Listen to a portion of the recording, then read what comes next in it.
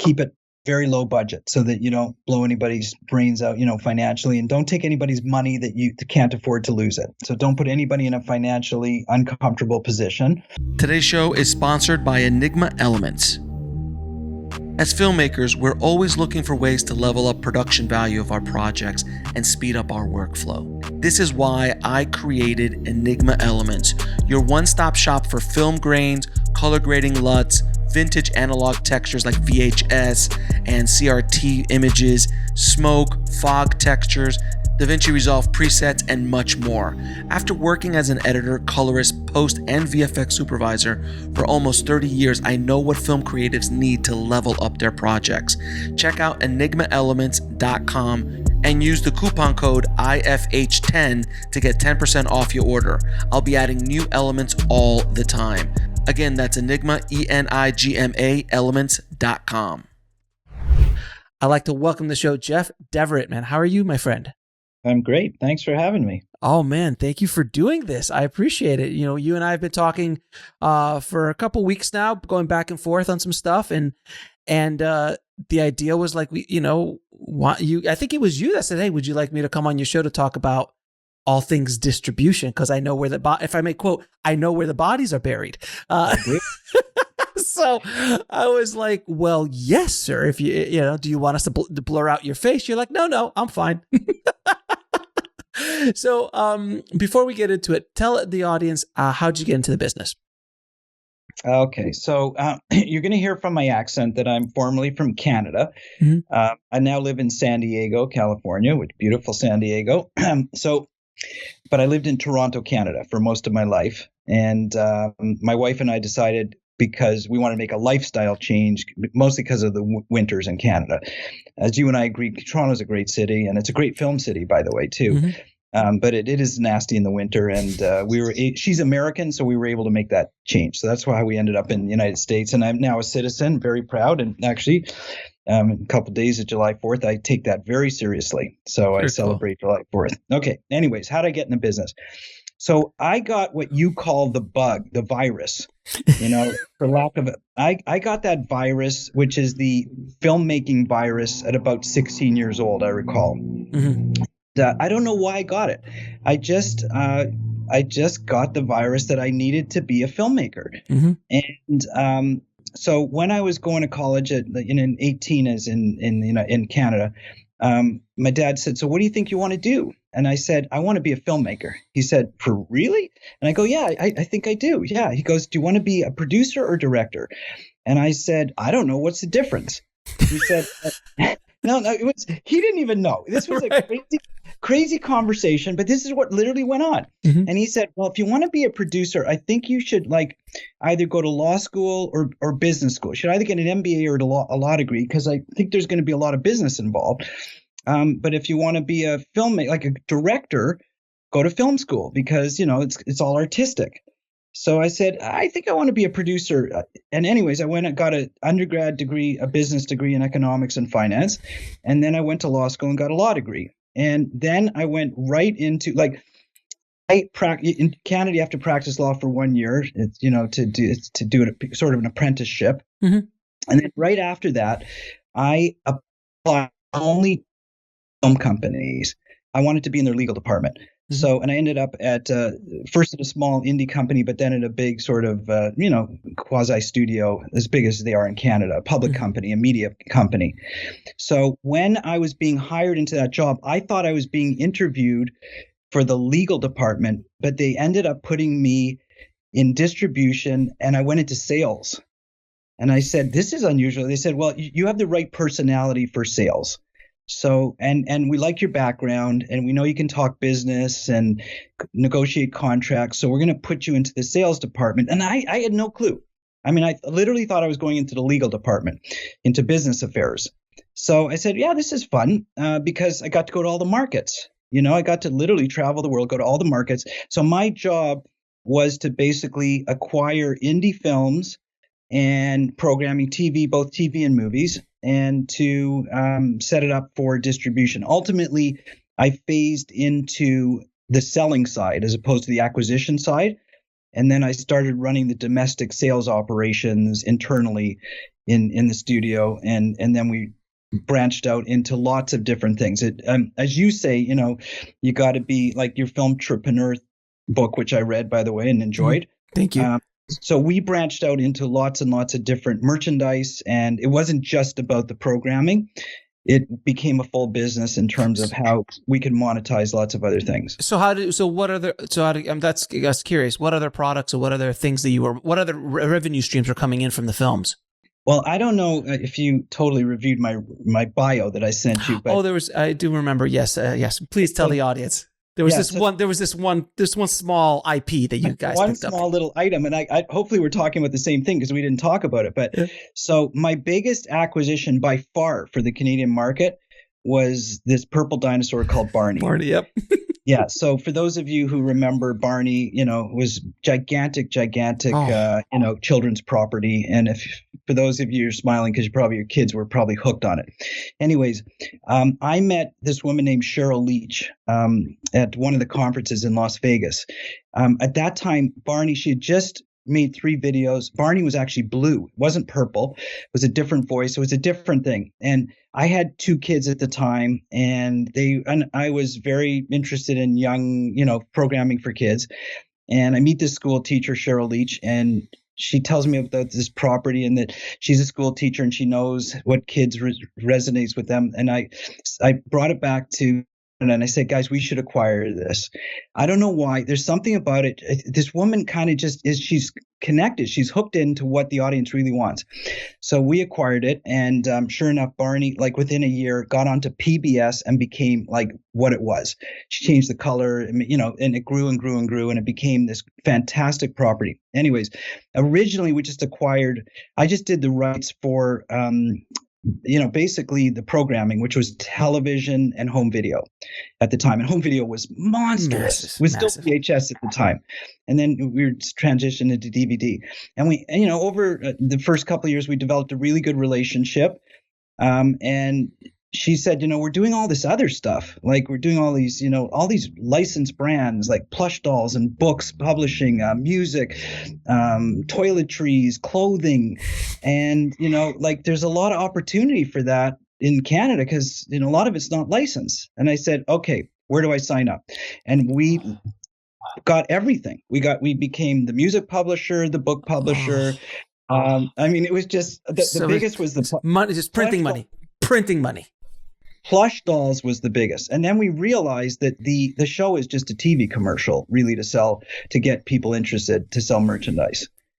And we did concerts and we did so much stuff. And it was, first of all, it was a lot of fun. Secondly, I learned so much about merchandising and ancillary rights, that type of thing. There was tons and tons of piracy dealt with. Oh, of course. Everything was being pirated at that time. You'd make a plush doll. A week later, some rip-off doll would appear in Walmart from some other distributor. And it spent a lot of time dealing with that.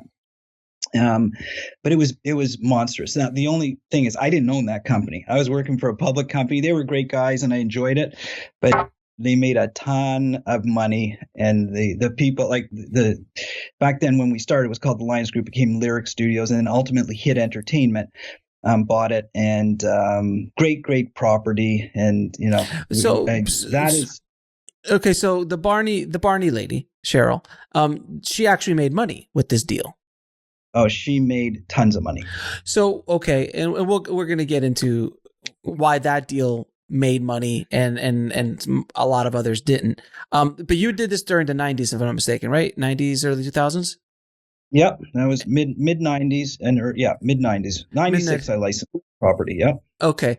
So, because I remember when I was still like 93, I was working 92, I think 92 and 93, I was still working at a video store, and Barney just so much Barney. Yeah, it might have been 95 maybe. I started there in 94. Yeah, and it was early on. So yeah, I can't remember. It was around there, but I remember we had plush dolls and like you couldn't keep anything Barney in. It was insane. So can you tell the audience a little bit about what it was like in the 90s with distribution, in the sense that VHS was obviously king. Basically, you could almost put almost anything out on VHS and you would make money with it. Is that a fair statement? Okay, well let's just finish the Barney thing first. Okay, go ahead. Barney was that I wouldn't even call that independent filmmaking. It started off as a TV show, but it became an entire, licensing and merchandising business. That's what that is. So it's not really independent filmmaking. Mm-hmm. So let's switch gears and I'll tell you about the 90s. So I started off primarily in television, because video was just starting. And, you can figure out my age if you want. I'll tell you, I'm 59 years old, mm-hmm. and I started right out of law school at 26. So I've been doing it for a few years. And so VHS had just launched. And basically, we were all like trying to figure out, like, how do we make money with this? Because some of the, the big the big video chains had launched, like Blockbuster and stuff like that. And so we originally were selling, there was no sell through. It was just rental. So we were selling VHS tapes for about $110. Correct. We were selling it to video stores. They would do the rentals, and that's how it went out. And then I remember the first movie that they attempted to sell E.T. was, the first one? I think was Top Gun. It might have been. I thought it was Top Gun. It might have been an Indiana Jones, or it might have been a Top Gun. It was one of those. Yeah, it was one of those. But I remember E.T. was the thing that blew it off. Yeah, blew it out of the water. Yeah. So, and the studios were going to take a chance with that, because that was kind of breaking the mold, going and selling directly to consumers through like stores like Walmart as opposed to Blockbuster, and back then it was $30, to buy a VHS tape. It wasn't, $10 to $12. So that was a whole new business model. We were all thinking, oh no, there's no way anybody's going to buy that, because they can rent it for, $3.99 or $4.99 in a Blockbuster store. And sure enough, took probably a year to develop that market, and that became the business. Now the rental business was still pretty strong, but the sell-through business became everything. And then of course DVDs came along, so we just changing format, but the sales process was all still the same. And those were, to me, cool. I'm going to call them the glory years. The money was flowing. You mean money was flowing like crazy?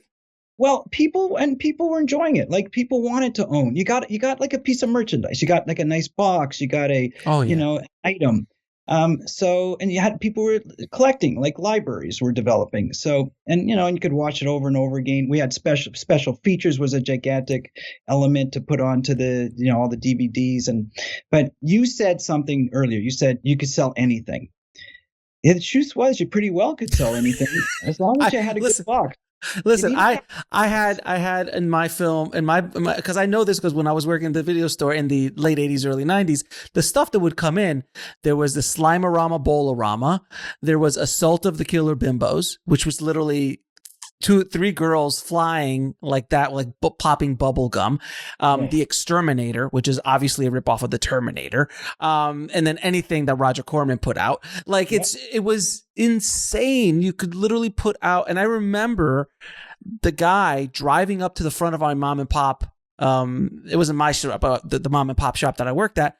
He would drive up with a van. It was like so seedy. He would open up the back of the van and he would have just VHSs lined on the walls. Like, you could walk into the van and pick out titles to buy. And they were like they weren't like the studio stuff. It was all the indie stuff. Yeah. And we would buy a bunch. It was like, oh, that cover looks good. Right. Let's put it on the shelf. And that's what we'd rent. And it was just it was a gold rush. It was a gold rush. And DVD, and I think I think Hollywood basically leaned on that DVD market so much, and VHS market. It was their entire business model. Yeah, it became the primary revenue source for sure for many, many years. And for good reason. People had fun. Like, it was an event to go to a Blockbuster store. You go there and you'd walk around and look at all the different titles, and you never heard of any of this stuff, like you said, but it was fun to do it. I enjoyed doing that. Yeah, it was a lot. It was a different time. It was a different time. So, all right. So you're now in distribution, and you obviously are handing out deals left and right, and you're talking to independent filmmakers, you're talking to content creators.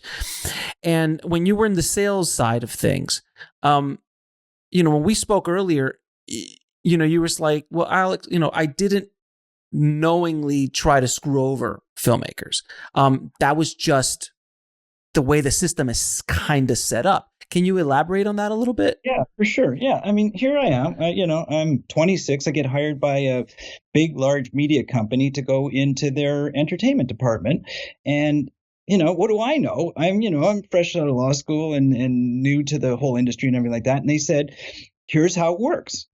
I'm not taking, I'm not trying to make excuses or anything, but you got to learn, right? Here's how it works. Here's how the distribution business works. Here's how the deals are done. And I was a sponge. I just absorbed it all.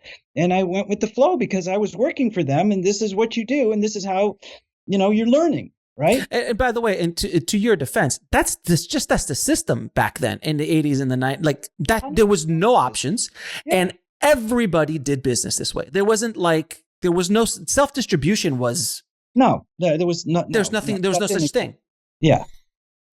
So this is how it was done. Yeah. So I said, okay, I can do this. I mean, I'm learning and, and trying my best and being diligent and going with the flow and everything like that. So it wasn't literally until 2004 when I decided to make my first feature film that I really understood what was going on. So I'm not an evil guy. I didn't want to screw anybody or give bad deals or anything like that. But that was the business. And then when I realized that I'm going to be on the other side of this equation, right, all of a sudden the light turned on and said, hey, wait a second, this kind of doesn't make sense. And, and for all the people, who are maybe listening, who did a deal with me in the early years, I'm sorry if I gave you a bad deal. This episode's your penance. I didn't know any better. Honest to God, I didn't.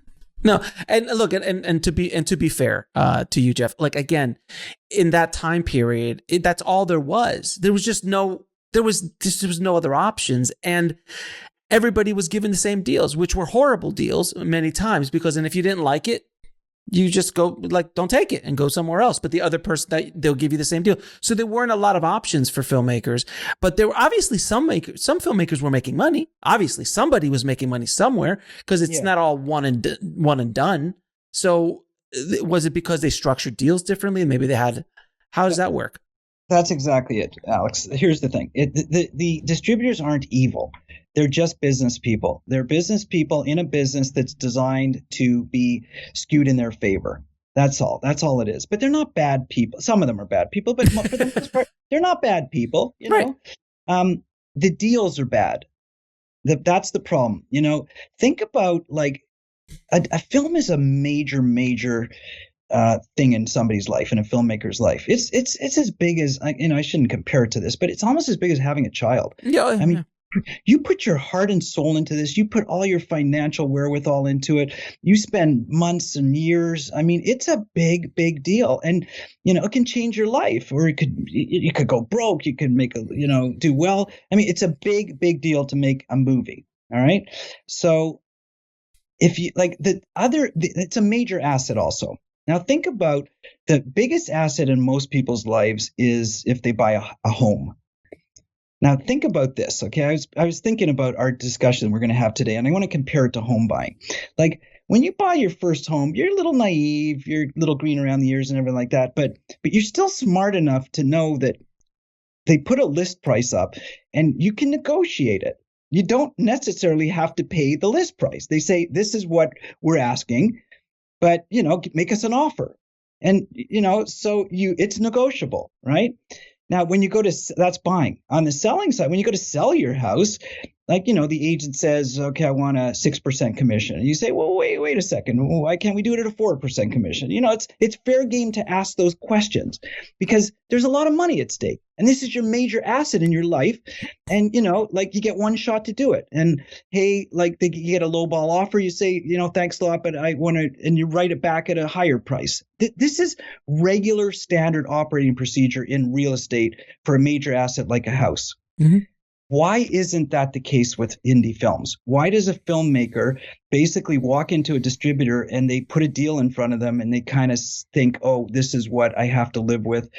And and here's the reason, is because they don't know any better. They don't know that they can actually negotiate it. They don't know that they can push it. They sort of don't know the right questions to ask and know where the give and take points are. And, it doesn't hurt to ask. I'm not saying you're necessarily going to get it, but the reason the deals are primarily bad in the film business is because one party to the deal doesn't know as much as the other party. I.e., the filmmaker just does not come armed with enough knowledge and experience as the distributor does. So they're always going to, I'm not going to use the word bully, but they're going to negotiate a better deal for themselves because the other party doesn't really know how to negotiate that deal. And that's why a lot of indie filmmakers get screwed. Not because, look at a distributor, they're in business to make money. They're business people, right? And if they can do a better deal for themselves, then, fair is fair. That's their business. Now, they know darn well that the other guy on the other side of the table is really not suited to negotiate that deal. And by the way, a lot of the lawyers that indie filmmakers bring in, they also don't know what they're doing. I've seen so many lawyers screw this up because, they're a real estate lawyer or they're a family law lawyer or something like that. They're not specialists in this area. So it's not like something you talk about in your book and on some of your podcasts, you talk about like the 15-year term. Like that is ludicrous. 15-year terms. But if you're a distributor, hey, why not ask for 25-year terms? Like, hey, the longer you can get your distributor, take what you can get, right? But, on the filmmaker side of the opinion, like it's like giving a 15-year term without, outs like performance, guarantees and stuff like that. But for a lawyer to not question that, I mean, like this is insanity. The reason they wouldn't is because they don't know. They think, okay, maybe, these guys have been in business a long time. They're a big, legitimate company. Maybe that's the standard procedure. So I want to stop you there for a second. So the big distributor. Okay. So and again, we're not talking Warner Brothers, Universal. We're not talking the majors. We're not talking about studios. We're not talking studios. That's a different conversation. Correct. Independent companies. There are a handful out there who have a lot of perceived value based on their name, that they're big, that they're kind of everywhere, that they're releasing movies all the time. And they've positioned themselves in the filmmaking space, in the independent filmmaking space, as a player and as far as getting films out there. Yes. And there's this kind of almost honor associated with being a part of their library to say, hey, I got released by these guys. I'm not going to get paid, but I could say that I got released by these guys. And like, what other business does that make sense? Hold on. Let me defend them for a second. Let me defend them. First of all, they know what they're doing. I mean, most distributors, they're in the business. They know how to sell. They know they know how to do the deals in the international marketplace. That's what they do day in, day out. So, and a lot of them are good at doing it, right? The problem is the deal. It's not necessarily, okay, there are some times when a distributor will take on your movie and not do anything with it. But that's not there. But they're not interested in that. They don't want to waste their own time and money. They generally want to take on stuff that they believe they can do stuff with, which we'll get into in a second. Okay. Yeah. But the problem is the deal. The deal skewed more in their favor. But like if the distributor generally wants to do a good job because the better the job they do, the more money they make. Like the more revenue they can generate, because they're generally working on a percentage, the more money they can make. So they're not in the business to screw filmmakers. That just happens organically because the deals are set up the wrong way. I will go. Hold on a second. Can we just stop there for a second? We have to rewind that. I need to focus on this a little bit. It's not that distributors screw. I'm going to put this on a T-shirt. Not that they want to. They don't want. It's not that film distributors want to screw filmmakers. It just happens organically. That should be a T-shirt. I should put it in my store and sell it. That is brilliant. Welcome to use it. Can you imagine walking AFM with that shirt on? No, but everybody would say, "Where can I get one of those?" Nowadays, absolutely. Okay, but the reason is because the filmmaker has not done a good deal for themselves. That's the reason. It's not that the distributor did their job. They did a good deal for themselves. The filmmaker just didn't know better. So you were saying that they are in the business to make money, and there's no question. And they are in the business to acquire films that can generate them revenue. Yes. No question. But a lot of time, it's, there's certain distributors out there that release 40, 50, 60 movies a month. They're obviously not spending marketing money on all those films. They're obviously not they don't have the manpower to focus their energy on per film situations. Like there's look, A24, which is, basically the Sundance of independent distribution. Like they pick 11, 12 movies a year. Mm-hmm. That's it. And Neon, another one, like these kind of, Vertical. There's a handful of these guys that just pick, they're very selective with the kind of films that they pick out. And they actually give it love, and they actually push it, and they actually put the whole company behind it. But some of these shops, they're just spitting out movies so much as a volume play, which is acquire as many films as I can and put them all into my library, and then try to sell them off to a streaming platform as a package deal, where so they're just acquire for as long as I can keep them on the books, which makes me look better because my library is bigger and I look more attractive to the new streaming platforms or cable stations or whatever areas. But that necessarily means that they're going to do anything for them. So the value a lot of times, and please correct me if I'm wrong, a lot of times the value is in the number of films that are halfway decent, because there's distributors that will take anything, just to fill up their library and sell 20 crappy horror movies as a package deal to, South Korea. And they make $3,000 off that. And the filmmakers will never make any money. But if they try to sell that one film out of that 20, they'll never make it. Does that make sense? Am I wrong or right? You're partially right, partially wrong. I'm going to defend their honor. Okay. But that's fine. So here's the thing. There are companies that do that, and that's their business model. But you're the filmmaker. You own the movie. It's your responsibility to make the right deal for you. Mm-hmm. They're not forcing you into anything. You're walking in their front door. You're saying, hey, let me interview you. Let's see if you're the right fit for this movie. And now let's see if we can make the right deal. The problem is the deals are bad. That's the problem. So I'd like to spend a little bit of time talking about that, if you don't mind. Please. So these are not evil distributors, because what you just described, all you have to do is ask. All you have to do, if you need to know to ask that, if you don't want to be put in a package with 20 other films for that month, you need to say, hey guys, how many films do you acquire a month or release a month? And, do you package these things? But you got to ask those questions like you would in any business. So fair is fair. If you ask the questions, if they lie to you, they're bad people. Okay. Yeah. But chances are nobody's asked the question. So they're not even lying. They're not offering that information up. They're not, they might be omitting it, but you didn't ask. So you got to ask the right questions. All right. Let me tell you what happens. This is what I've taken some filmmakers to these kind of meetings. I mean, I generally do it for my own meetings, but this is my favorite kind of distribution meeting. And some of it is me messing around and just having fun. So I'll go to a distributor.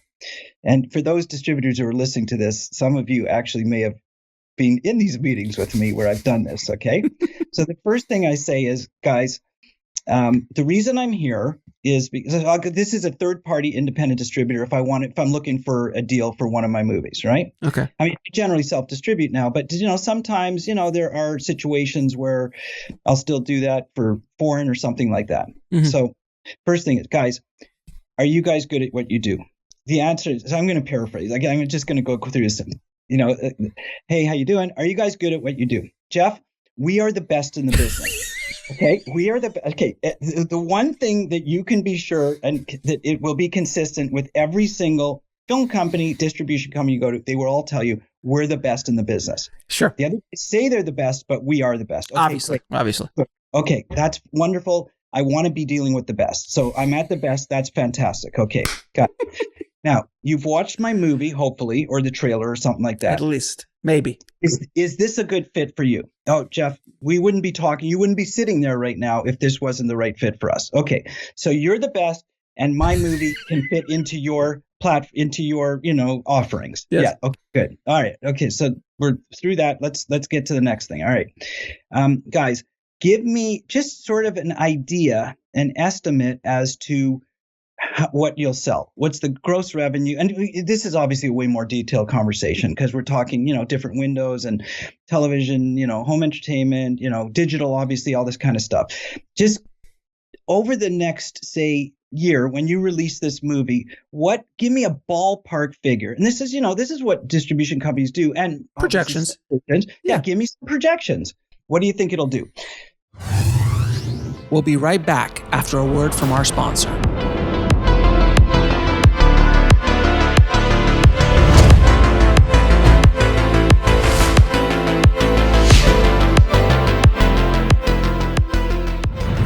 And now back to the show. This is always the first answer. Well, Jeff, it's hard to say for sure. We don't know for sure. The marketplace is changing. Yeah, the marketplace, exactly, all that stuff. I say, okay, guys, you just told me you're the best at the business. Oh, by the way, the other thing is, like, how long have you been in business? Oh, 15 years. How many films you released? 500. And how many have you made money with? 490. Oh, so you guys really know what you're doing. You really, really know what you're doing. Okay, give me a forecast. Well, we can't really give you a forecast because we're not sure what's going to happen. Well, didn't you just say you released 500 films and you made money with 490? You must kind of know that and you're the best in the business. You must be able to give me a forecast. Otherwise, how would you be in business and how would you be so successful? Okay, you're right. Here's the forecast.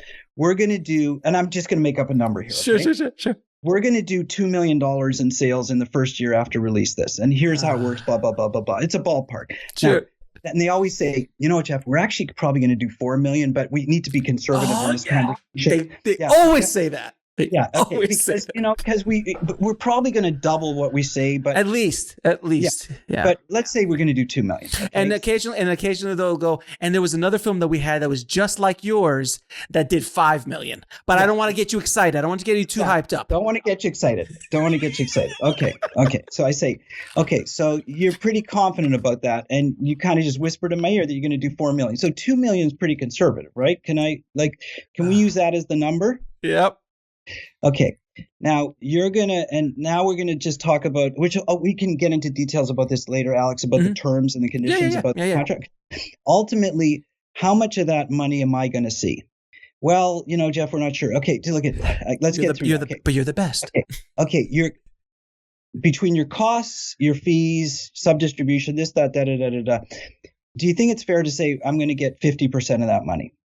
Yeah, 50%. You should get a lot more. You should probably get 60, 65%, but let's go with 50 just to be on the safe side, just so we don't set your expectation. Okay, so let's just do some simple math. So you said you're going to do conservatively $2 million in sales, and I'm going to get 50%. That would be $1 million, correct? Right. Okay. Guys, I have an idea. How about a minimum guarantee? Because you guys, you're the best in the business. You've had all this experience. You've just given me a conservative estimate. What about a minimum guarantee? What about giving me a minimum guarantee? Well, Jeff, we don't do that. We don't give minimum guarantees. I say, well, why wouldn't you? You just lowballed me in your sales figures. You lowballed me in my percentage. You're the best in the business and everything, and you've released all these films that are similar. You must be pretty confident. They said, well, what would you want? And I said, I got an idea. How about this? You told me 2 million in sales, which is really 4 million. You told me 50%, which is really 60%. So we're down to $1 million. I got this great, crazy idea. Just to be super conservative like you guys, give me just half of what you think you were going to give me. So you were going to return $1 million to me. Give me 500,000. Upfront guarantee, which is half. Jeff, are you out of your mind? Half of what but guys, why would I be out of my mind? Aren't you the guys who just told me that it should be a walk in the park slam dunk to do that? I'm looking for half of it. Yeah. If I was out of my mind, I'd ask you for all of it, but I just want half of it. Well, we can't do that. And I say, why can't you do that? Well, what if we don't sell it? Well, if you don't sell it, then you're not so good. Well, what if our numbers are wrong? Well, you do that. You're the best. You're the best. Your numbers are right. So that's the game that gets played. Now, oh my God, I've heard that. I've been in those meetings. I've been in those meetings. It's fantastic. I was going to say, hey, just give me 10%. Give me $100,000. Their ass would have puckered either way. It doesn't matter. If you would have said, give me 10 grand, their ass would have puckered. Okay. So now I'm going to tell you, okay, so that's from the filmmaker's point of view, right? Sure. Which is a reasonable ask, but it's a little bit irritating for distributors to go through it. But now I'm going to put myself on the distributor side of that equation. Okay. Mm-hmm. And I'm going to tell you what's going through their heads. Okay. Their heads are, as that conversation is going on, this is what's processing through a smart, sophisticated distributor knows the business. Mm-hmm. They're saying, do we really need this guy's film? Like, that's number one. Do we need this bullshit? Do we need to talk to this guy? Like, is he wasting our time? We're going to have 19 other films this month. Do we need to go through this with this guy? Like, how important is this movie? So let's say if it's not important, it's over. At that point, they don't need the hassle. They don't need to negotiate. It's over. But let's say, hey, the guy's got a pretty good movie. We could probably make some serious money off of it. Let's keep this conversation going. So let's get past that, okay? So then the second thing they're thinking is, okay, the guy's asking some of the right questions and he's being a bit cocky and he's, trying to move the needle here and there. But how much does he really know? Like, we could put this guy into play and we'll screw him royally. Like, I will, and I'm going to tell you how that works afterwards, okay? Mm-hmm. Do we really want to put him into play? If we do, we'll take his film. We're not giving him $500,000 guarantee, even though we love the film and we really are going to make a lot of money with it. We'll be able to, I can read in his eyes. We'll lowball this guy. It's a poker game, Alex. That's all it is. It's just a poker game. Sure. I'm going to call the guy's bluff. I'm going to call, not going to go all in, but we'll put 200,000 on the table and he'll bite because he's anxious and we'll get him back. At the end of the day, it's all going to come. He'll never see another dime. I'll see another penny anyway. So what the heck, right? Let's just do that. And we know for sure. And we have as a distributor, I'm like, we know this is already pre-sold. We can go to this guy for 50,000. We can go to that guy for 150,000. We can go to that guy for another 2. Correct. So we'll cover our nut automatically. So there's no way a distributor is going to put money down unless they have an absolute 99.9% guarantee that they're going to get that money recouped. Is that fair? No, that's not fair. I mean, they'll take a little bit of risk, but maybe 25% risk. That's not 99.9. Okay, all right. Most these days, it has to be these days they don't generally anyway because it's just yeah. Okay. But no, if they're in love with your movie and they think they can hit, make some serious money with it, a little bit of it, not a ton, a ton, maybe 20% at the most. I don't know. It's hard to peg that number. Everybody's different. Okay. But they're not taking 100% risk. Obviously they know already that they have some output deals, that they have some, like you say, preset, revenue streams. They have relationships that they could call up Bob over in Germany and Bob's going to buy pretty well. Film. Yeah. Yeah. So after you leave that meeting, they're going to make some phone calls, make sure that they're good to go. And then they're going to give you your money. But the other thing they know is that they're in first position on everything. So even if disaster strikes, it's going to be pretty difficult for them to lose that money because they've been so conservative with you. And again, I can do the math with you. So can you stop 1 second? I want everyone to listen to this really quickly. You said something I want to just focus on for a second. You said that they're not going to take 100% of the risk, but the filmmaker is taking 100% risk signing with them because they are not in control. Is that a fair statement? Oh, okay. That's the bottom line right there. Here's the thing. Here's how this works. Okay. A filmmaker, if you don't do pre-sales, which we'll talk about afterwards. Okay. You are, by making a movie, you're taking 100% risk with the entire budget because you don't know for sure you're going to make any sales. You assume you are. You assume there's going to be an audience and you assume you're going to get some revenue. But because you don't have anything pre-sold, pre-negotiated, it's not a sure thing. So it's 100% risk that a filmmaker takes. All right. We'll talk, like I say, we'll talk about how to mitigate that risk. I mean, there's obviously tax credits and there's pre-sales and revenue. Okay. But without any of that stuff, you're taking 100% of the risk. Now you walk in the door of a distributor and they say, we love this movie. Or let's say they see you at a film festival. They watch it and they say, we need this movie. So some of them will say, hey, let's just buy this movie outright and cover the guy, the filmmaker. This happens still. It happens extremely rarely. But it does happen. Yeah. Yeah, they say, you know what? We know darn well, because like everything we went through, we're the best. We've experienced. We've done this. Da da da da da. Let's pick up this movie, and we're going to need to take some risk, because if we don't, the next person's going to pick up this movie because it's so good. And if we take some risk, we can hopefully make a lot of money with it. So they will take some risk, for something that they're in love with and they really believe in. It's generally not 100% a risk. It's not as much risk as the filmmaker took usually for indie films, but it could be more than that. You could make a film for, $2 million. They could pick it up for $4 million. And that, that's obviously the anomaly in the filmmaker's dream. Doesn't happen too often. Right. But, it could. All right. So that for the most part, they might be taking maximum 50% of the risk. Like picking up a $2 million film for $1 million, maybe. Yeah, and again, we're talking anomalies. We're talking outliers. Yeah, outliars. I would say on average, it's 10, probably 10%. 10 yeah. like 10 films a year, 15 films a year out of I don't know, maybe more than that. But at Sundance, which is where something like that would happen, or at South by or Toronto, that's rare. It's still rare, especially in today's world. Yes, it is. It is rare. It's getting more rare. Mm-hmm. And there's reasons for that, which I'd like to talk about also afterwards. So there's of course. Why I believe that's happening.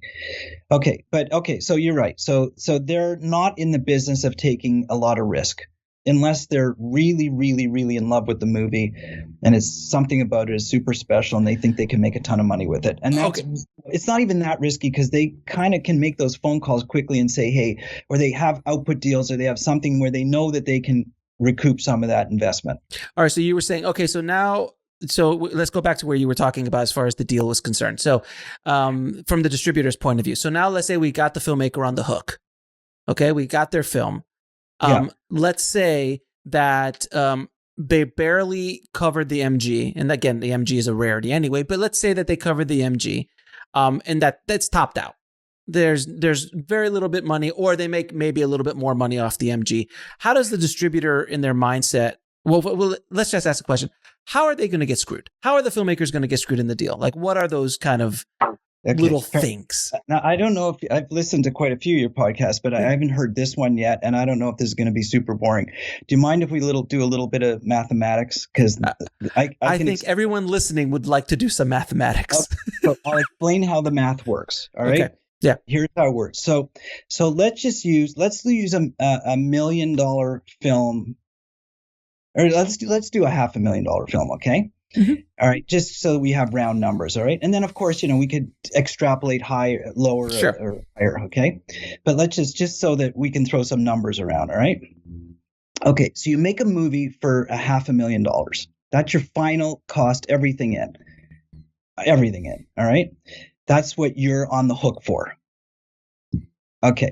Now, let's say that you give it to a distributor, and they go out and they generate $500,000 worth of revenue for the movie. Okay. Now, that's what we call gross revenue. It's raw, basic revenue that comes from the customers that they're dealing with, the original customers, the people, the consumers.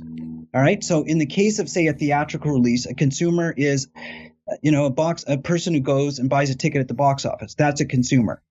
So when somebody spends, $12 to go to a movie, or $15, that's considered gross revenue, $15. All right. Now, how much of that flows back to the filmmaker? So here's how the math works. All right. So put all that gross revenue into the pot. So that would be like, let me give you some examples of gross revenue. Going to, like what I just said, going to the box office, spending $15 on a movie ticket. Okay. Going on to a streaming service, renting for $4.99. That's $5 gross rental. Okay.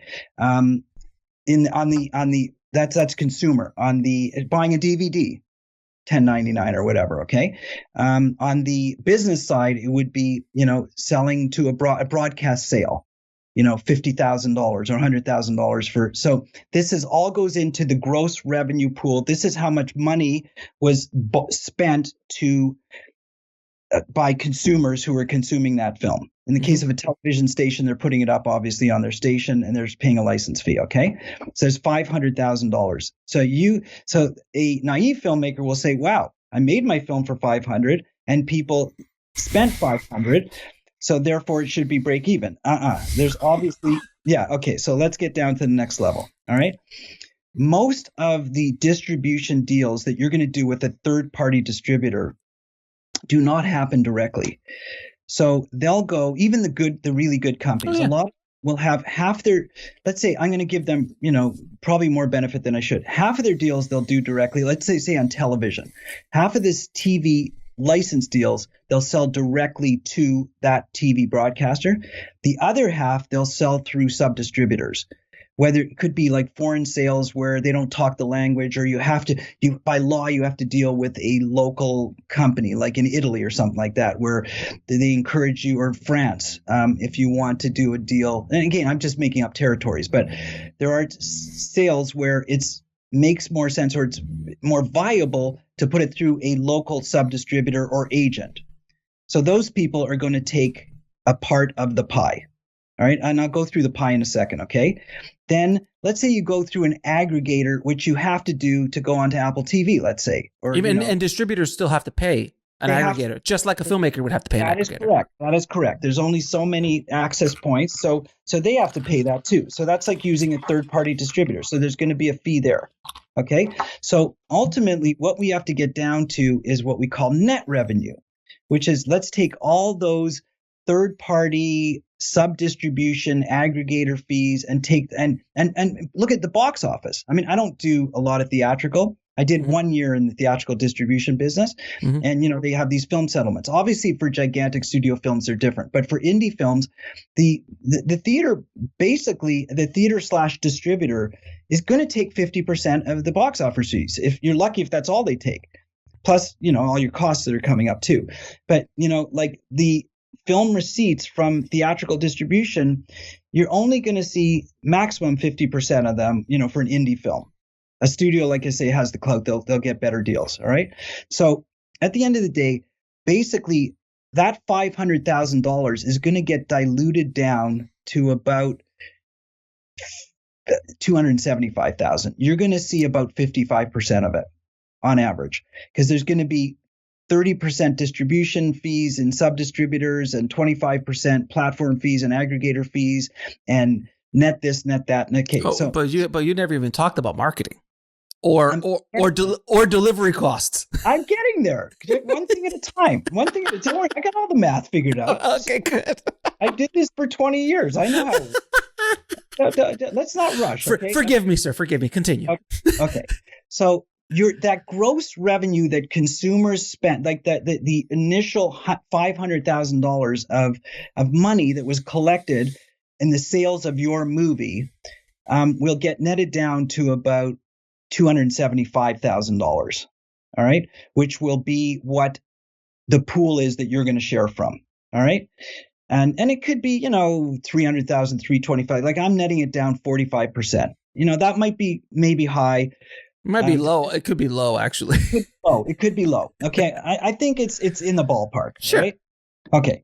So now the pool is what we call net revenue is $275,000, net receipts, $275,000. All right. So now the distributor is going to take, your third party distributor is going to generally take a 30% fee. I mean, you can maybe negotiate a better deal, but let's just go with that. All right. So they're going to go 30%. Now, here's the first screw point. All right. This is where you can get royally screwed if you don't make the right deal and make sure the wording is correct. That 30%, is that 30% off of the gross revenue that was originally, sold, or is it 30% off the net revenue? Now, as basic as that sounds, like it should be off the net revenue, because the receipts coming back to the distributor is the $275,000. But they might say, no, we're taking 30% off the gross of the $500,000. I mean, that's a gigantic difference, right? It's $150,000, 30% of 50. So that is a notorious way that sometimes this happens. Okay, it shouldn't. And that I would say is immoral. Okay, It should come off the 275, right? But again, it's not that they mean to screw you. It just happens organically. Well, it's in the deal. Alex, it's built into the deal. Of course. And if you don't ask for it, like, if you say, hey guys, where's your fee coming off of? Then, it's the same thing. Look, and we'll continue after this. It's the same thing if you go buy a car at a car dealership and don't ask the right questions. If they're gonna charge you, they're going to charge you for upkeep. They're going to charge you for maintenance fees and upgrade packages and all that stuff. Unless you ask the right questions. Same thing with a house, like your example. If you don't ask the right things, if you don't get an inspection on the house, and if you don't know to get an inspection on the house, you could be buying a lemon. You could be buying something with a cracked foundation, and you could lose your entire investment. You need to ask the right questions. It's not, and just like a realtor, just like a car dealer, they're not going to offer it up. That's unfortunately business. Okay, but hopefully that's the major hurdle is make sure that the distribution fee is coming off of the net revenue, not the gross revenue. Now, they might say, hey, some of it has to come off of gross because we did the sale, as opposed to a third part, like where are the third-party fees coming, who's covering them, and all that kind of stuff. So I could go into a lot of detail. This is obviously a whole area, right? Okay, so the next thing is the marketing costs, which, you just asked me about. So let's say, now here's the thing about marketing costs, Alex. This is the interesting thing where filmmakers, you have to really think about this, okay? You want your distributor to spend money because you want them to market your film. You actually want to encourage them to spend money so that they can create awareness for your film so that you can they can increase the sales. You don't want them to not spend a lot there. Now, but what you do want them to spend you want it to spend it wisely on the right things, and you don't want them to mark it up too much. So here's a perfect example, okay? If they'll want to cut a trailer for you. You make they're going to want to cut a trailer. They're going to charge you, $30,000 to $40,000 to cut a trailer that you probably could have either cut yourself or negotiated, $3,000 to $5,000 to cut the trailer because comfortably. But that, fair is fair. You want them to do it for you. They're gonna spend a lot more money doing it because that's. But by the way, their cost is about $3,000 to hire the editor. Their in-house editor. Look, I was in post for 25 years, so I know what I did many trailers. I know what the cost of a trailer is from and I know what high-end trailer editors make. Even on the low-end trailer editor, there's no way it's $30,000 or $40,000. It's just not. It's just. Okay. It could be that they say we hired it out to a high-end trailer company, and they charge $20, and we're taking another $10 for managing it, and blah blah blah. I mean, wow, that's a heck of a good management fee. Okay, but that's how it works. Sure, right? Sure. Okay, but all you got to do to prevent that is say, how much you're spending, where's the money going? You gotta ask those questions. Fair is fair. You get to ask those questions. If you don't, you might not catch any of that stuff. All right. Then there's delivery costs, which are, used to be there was physical delivery. It's mostly digital delivery now, but it's still, there's costs. There's processing, there's QCing, there's all this kind of stuff that it's real. These costs are very real. But they also can get very marked up. Very. You got to be paying attention to the costs. All right. Okay, and then there is, stuff that I call miscellaneous ancillary stuff. Don't forget the poster too. The poster is always a nice little place they mark up things. Artwork as well. Yeah, for sure. Okay, then there's festival fees and market fees and all this kind of stuff. So this is a new thing that has happened in the last, say, decade with distributors. I've noticed that they're just charging a flat fee. Like, I'm going to take you to Cannes or AFM or something, and I'm going to charge you $7,500 flat. That's your fee to be part of my offering at the marketplace.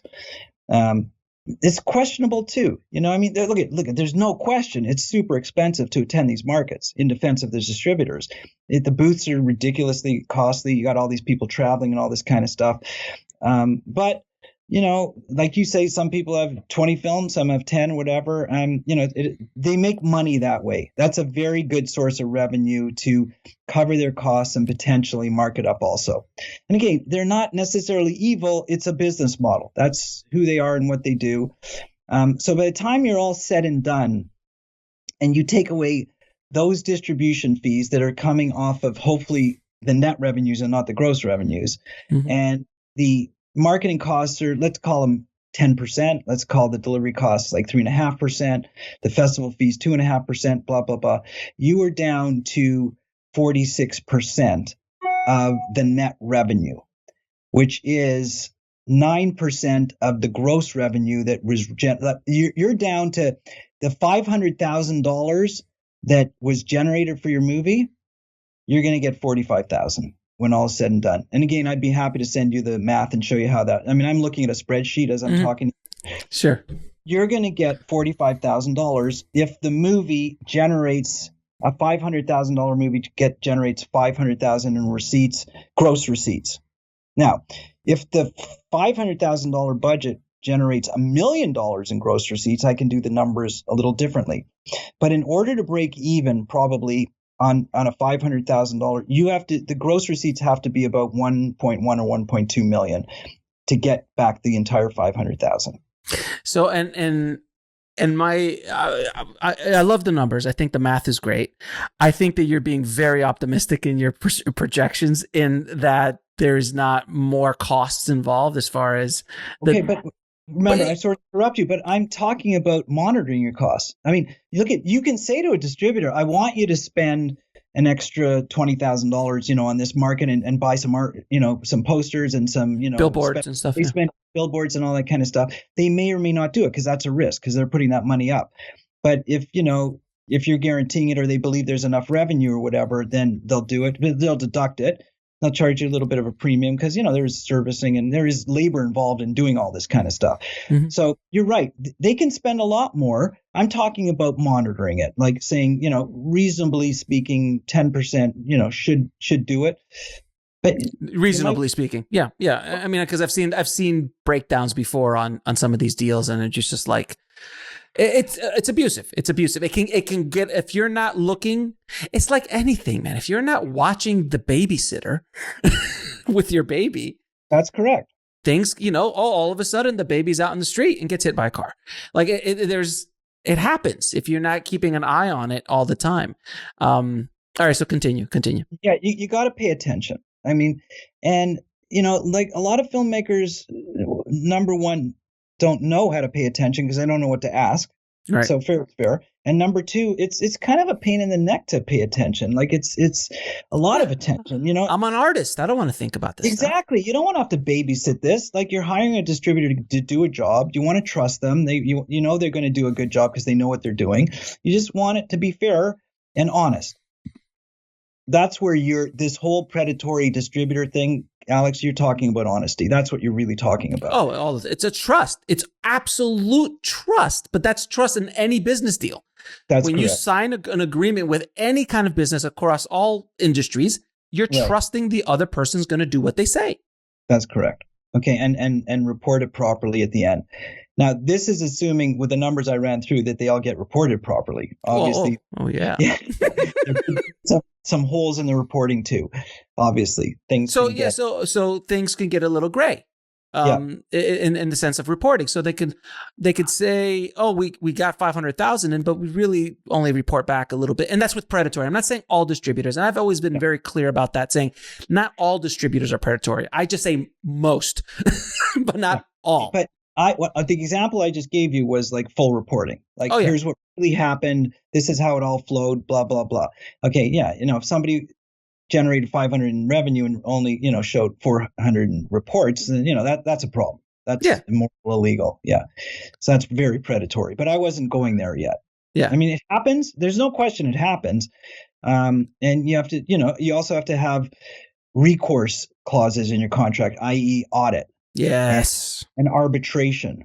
And I've gone down that route before and I found things and I could tell you stories. I don't want to implicate anybody, but it happens. So in my book, in my distribution book in Rise of the Filmtrepreneur, the distribution chapter, you said this the other day when we first started speaking. You're like, Alex, you are absolutely right. Where you get screwed by a distributor, that they're doing, you try to audit them and they're like, no, then you sue them, you take them to court.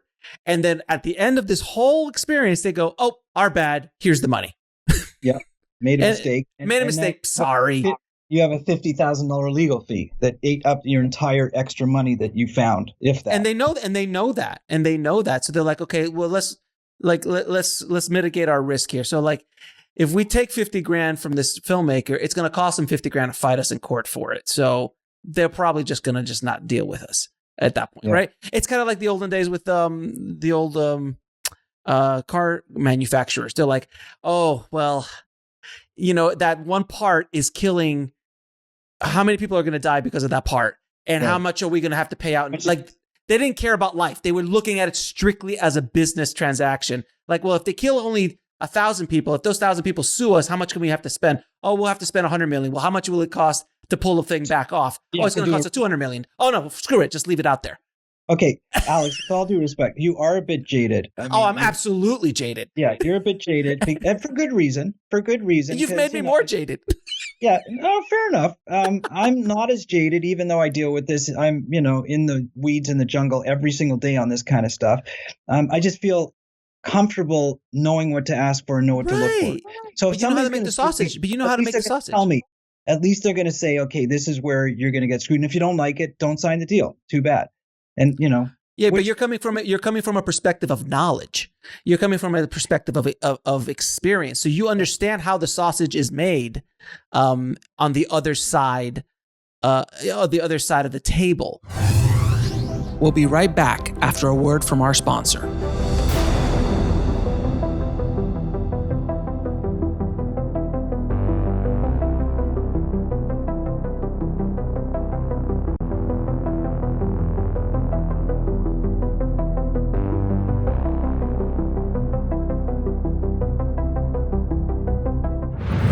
And now back to the show.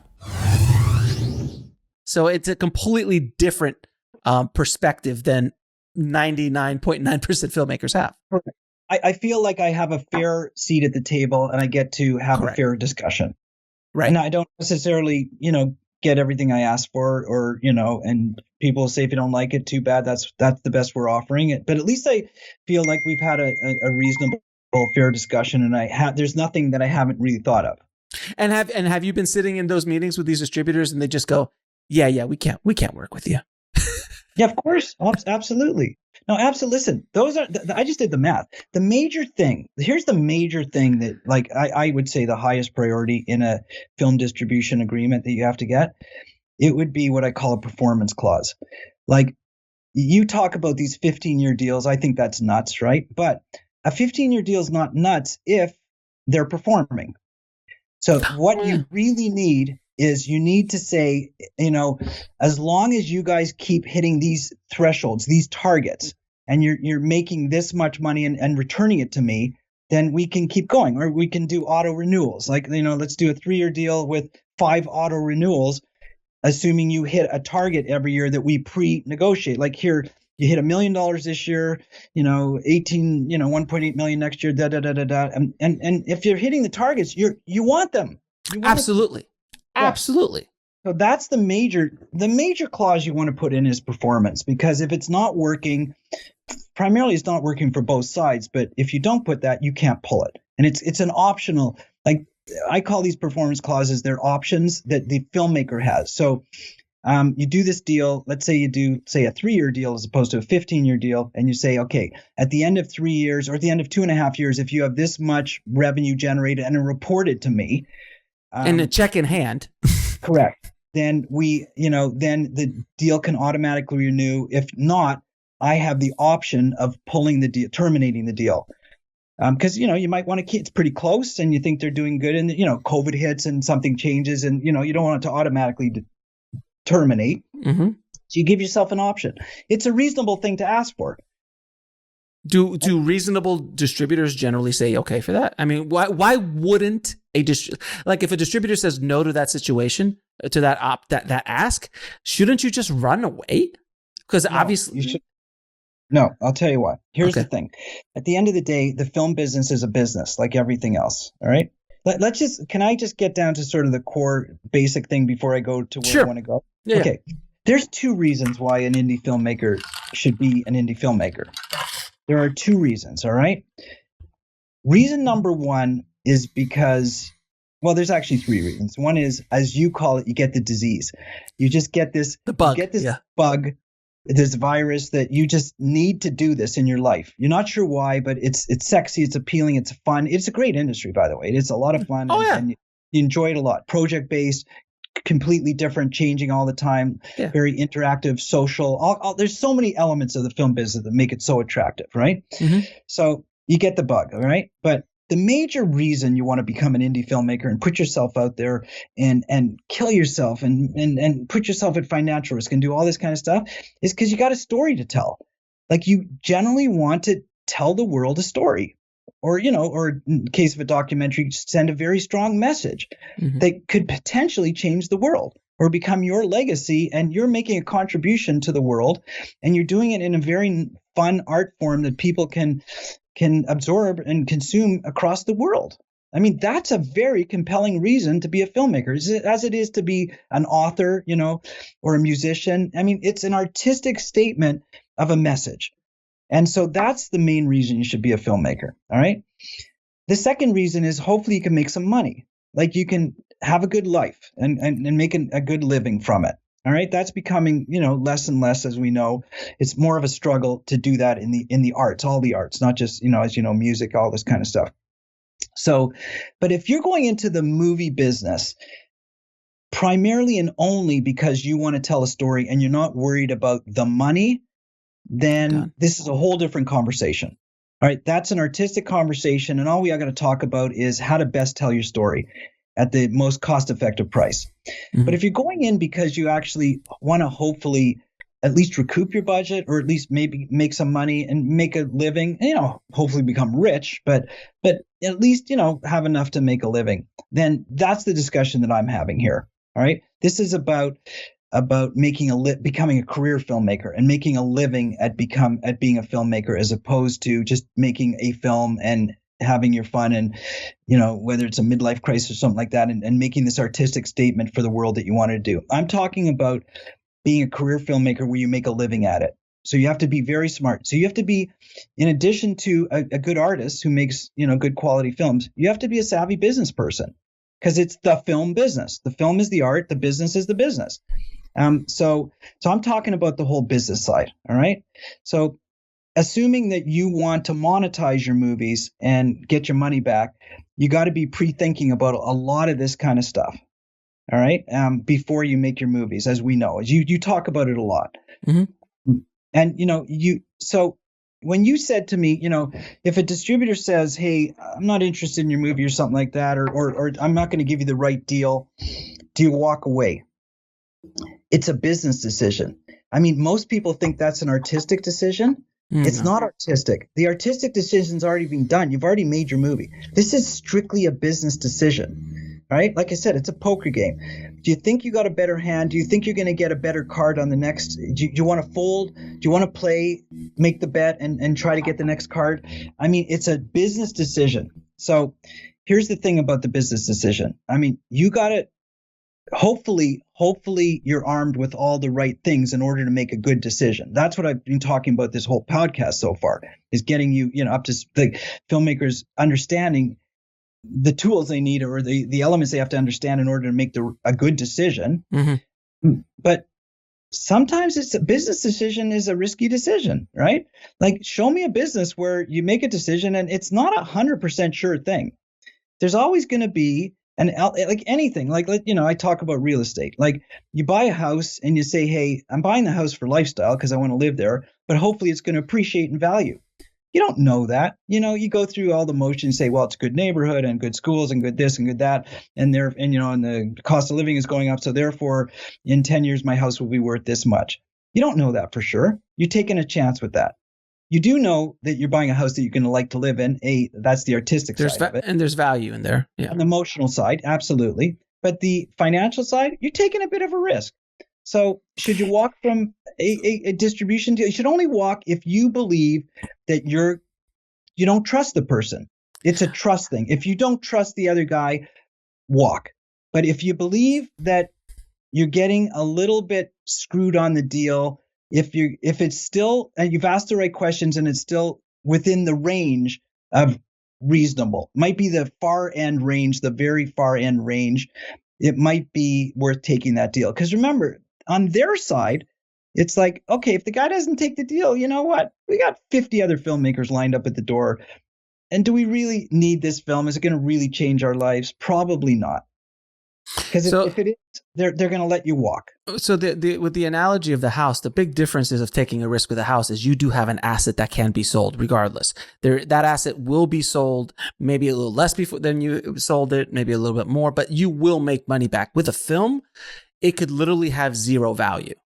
Like literally lose everything. Like nobody will buy it. And there are films that are made like that all the time that are done, spent $1 million on, and they make very, very little money with it because of obvious reasons, artistic reasons, business decisions, and things like that. But I feel that if this is just my personal opinion, if you lay a performance clause out for a distributor and it's a reasonable performance clause, whatever that performance clause is, it's reasonable. Yeah. And they say, nah, we don't do that. That's a red flag to me. Now, mind you, if you have a 3-year deal, that's different. If it's a 3-year deal, it's a 3-year deal. I mean, performance clause is generally going to be a 3-year deal. It's not going to be a 12-month deal, generally speaking, with a performance clause. Whoa. No, not necessarily. Sometimes. All right, so tell me. Well, first of all, let's just go to your first point. Not all houses appreciate in value. I mean, if you had a house that you bought in 2004 and tried to sell it in 2008, you probably lost a lot of money. A little bit. But there's still value. There's inherent value in the property. There's an asset value. There's no question. Okay. So if you're going to make a film that has no inherent asset value, maybe you ought to think twice before you make that film. Just like any other decision. Sir. Okay, fair enough. Now, secondly, you're sitting in that meeting and you got to know what the inherent value of that film is. That's why I say it's a business deal. It shouldn't be emotional. You got to think, okay, they're talking, I believe in my heart of hearts after all the discussions and negotiations that they're going to return 80% of my budget to me. So I'm still probably going to be out 20%, but is that better than the next deal I can get, or can I even get another deal? That's where the business decision comes in. And that's where you have to be realistic and be a business person and step up and act, step away from being that emotional filmmaker and become just a business negotiator. Listen, that's why a lot of filmmakers use agents. Mm-hmm. That's why a lot of people in real estate use agents. I'm not that kind of guy. You see, I don't even like to use real estate agents. I like to negotiate my own deals. Just my personality is like that. But I mean, a lot of people don't want. It's emotional, so you don't want to have to go and fight that fight and maybe compromise more than you want to. And sometimes you walk away from what seems to be not a great deal, but it might be the only deal you can get. So even though, like I say, you might lose 20% going into it and end up losing, 40%, that might be better than walking away from a deal and not getting any other deal. But that's a business decision. Fair enough. And it's a tough decision. Yeah. All right. It's all relative to if there are other options. If you have other options, then and you want the deal doesn't make sense to you, you could walk. But if not, you're right. Like if this is it, and you're not going to be able to self-distribute, and you don't have the knowledge or the experience or the movie or any of that stuff to do it, this might be it. And this is where I see that distributors take advantage of filmmakers because they know that they don't have another option. And the filmmaker would just go, well, all right, I just take it. At least it'll get released. And that's the big default. Why do you say take advantage? I mean, look at it from the distributor point of view. Like, the film's good, but it's not great. There's 10 other films that they can get that are equally as good. They don't need it. In some ways they're saying to themselves, hey, we'll do the guy a favor. He's a nice guy, killed himself making the film, and we could give this deal to somebody else, but we'll give it to him because he's so eager and anxious. And is he going to make his money back? No, but you know what? He should have thought of that before he made the film because, we're But they're going to make, but the difference is though, Jeff, they're going to make money off that film. Yeah, and they're not going to share it with the filmmaker. That I can promise you. They're not going to totally screw the filmmaker, but based on their time and effort and their opportunity cost, this is what it's all about. Mm-hmm. Let's say, like you say, they're going to release 10 films a month. So to get into their slate, you got to they got to choose the best 10 that they're going to make the most amount of money with. And if they're going to stick this one in, it means that the other one didn't get in. So fair is fair. Like they're trying to pick the best mix for their, for their business that they can do. And that's in that scenario. I mean, it depends. It's all so relative because it all depends on the scenario. There could be that distributor that is releasing 50 or 60 movies, or it could be the distributor is releasing 2 or 3 movies. So it's all relative to. It's all okay. The thing that you are dealing with in most of your materials is, when you're talking about the predatory film distributor, by the way, which I don't disagree with. It all boils down to one word, but all of business boils down to one word. Pretty well all relationships boil down to one word. It's called trust. That's all it is. It's trust. Really, when you're interviewing a film distributor or anybody else, even the people on your crew that are going to make your movies and stuff like that. Absolutely. You're trusting the DP knows what they're talking about. Absolutely. And you're going to pay them, and but you're trusting that you're going to get what you pay for. And you're trusting in a film distributor that you're going to get the relationship and the honesty that you're hoping for. And, there's a lot of stuff that you can build into a contract to make them accountable to be trustworthy. And that's what I'm talking about, just accountability. Okay. You once in a while, you're going to come across, a bad apple. It's just the way it is, But look, so when you say bad apple, I want to ask you this question. Do you believe that there is a systemic problem ingrained in the model? Because there's a lot of kind of like pump and dump kind of methods here. Like, we're going to get the best deal possible. We really don't truly care about the filmmaker on the other side of this table because he's not asking the right questions. And by doing that, you basically, as you're a distributor, you're doing that. You've pretty much taken that filmmaker out of the equation for future product. So slowly, as an industry, shouldn't we try, I'm not saying to be Mother Teresa here, but to try to structure deals in a way that is somewhat reasonable, even if the filmmaker is not as wise as you are. Because there are companies out there that do that. I know of them personally, that they kind of like, look, you don't know what's going on, but we're going to structure this deal so you can make some money off of this, so you can come back to us in 3 or 4 years and keep bringing product to us. Do you believe that there's an issue, just as a general statement, with the distribution model since Chaplin's day, for God's sake? Yeah. So you're making an assumption that I don't make. Okay. You're making an assumption that the film business is production and distribution. And I say those are not one business, those are 2 businesses. Correct. Film production is one business, film distribution is another business. So those 2 aren't necessarily woven together. So it's not like we get together as an industry, because the producers are different than the distributors. So the distributors are going to have their ways and the producers will have their ways. So, but you want to talk about systemic problem? I'll tell you the systemic problem. You're going to love hearing this because it's true and you darn well know this. The systemic problem is that filmmakers don't ever learn anything about business. They go to film school and all they learn about is production. They learn camera and lighting and all this kind of stuff. Like, where's the courses that teach all the stuff we're talking about? Why? And by the way, the filmmakers, as you know, they don't even want to talk about it. They're artists. And they're not business people. They just want to do their art. They want to make their movies and all this kind of stuff. And unfortunately, you don't have the luxury in this business of being unless you have, like, you should get yourself, if you want to be the artist, get yourself a producing partner who just wants to be the business person. I liken it to, I don't know if you've watched, you used to watch the show Silicon Valley. Oh, I saw. I just finished the season. Like, yes, literally last night I watched the last episode. Okay, so Silicon is fantastic. Richard is he's the creator, and he surrounds himself with the business people, and that's the way it works. And if you want to move forward, because you can't be everything, you can try to be, but you're going to feel compromised. And most filmmakers just want to be the artists, which is fine. They got to bring somebody close to them who can navigate the business side, or they got to navigate the business side. That's the systemic problem. Is that they're going to be taken advantage of, not only in that component, but maybe other components of their life too, if they don't educate themselves and take charge. Yeah. So I'm not blaming the distributors. Can they be a little less predatory and evil? Yeah, probably. They can probably they could tone it back a bit, is what you're saying. They could tone it back a bit. They could put more on the table. They could be more honest. They could help people through it. Like, I often say to people, like I told you this, Alex, so I take a lot of interns on my sets, right? Yeah. And I often say, you can ask me anything you like. And then they start asking me, and I say, no, hold on a second. You're not asking me the right question, guys.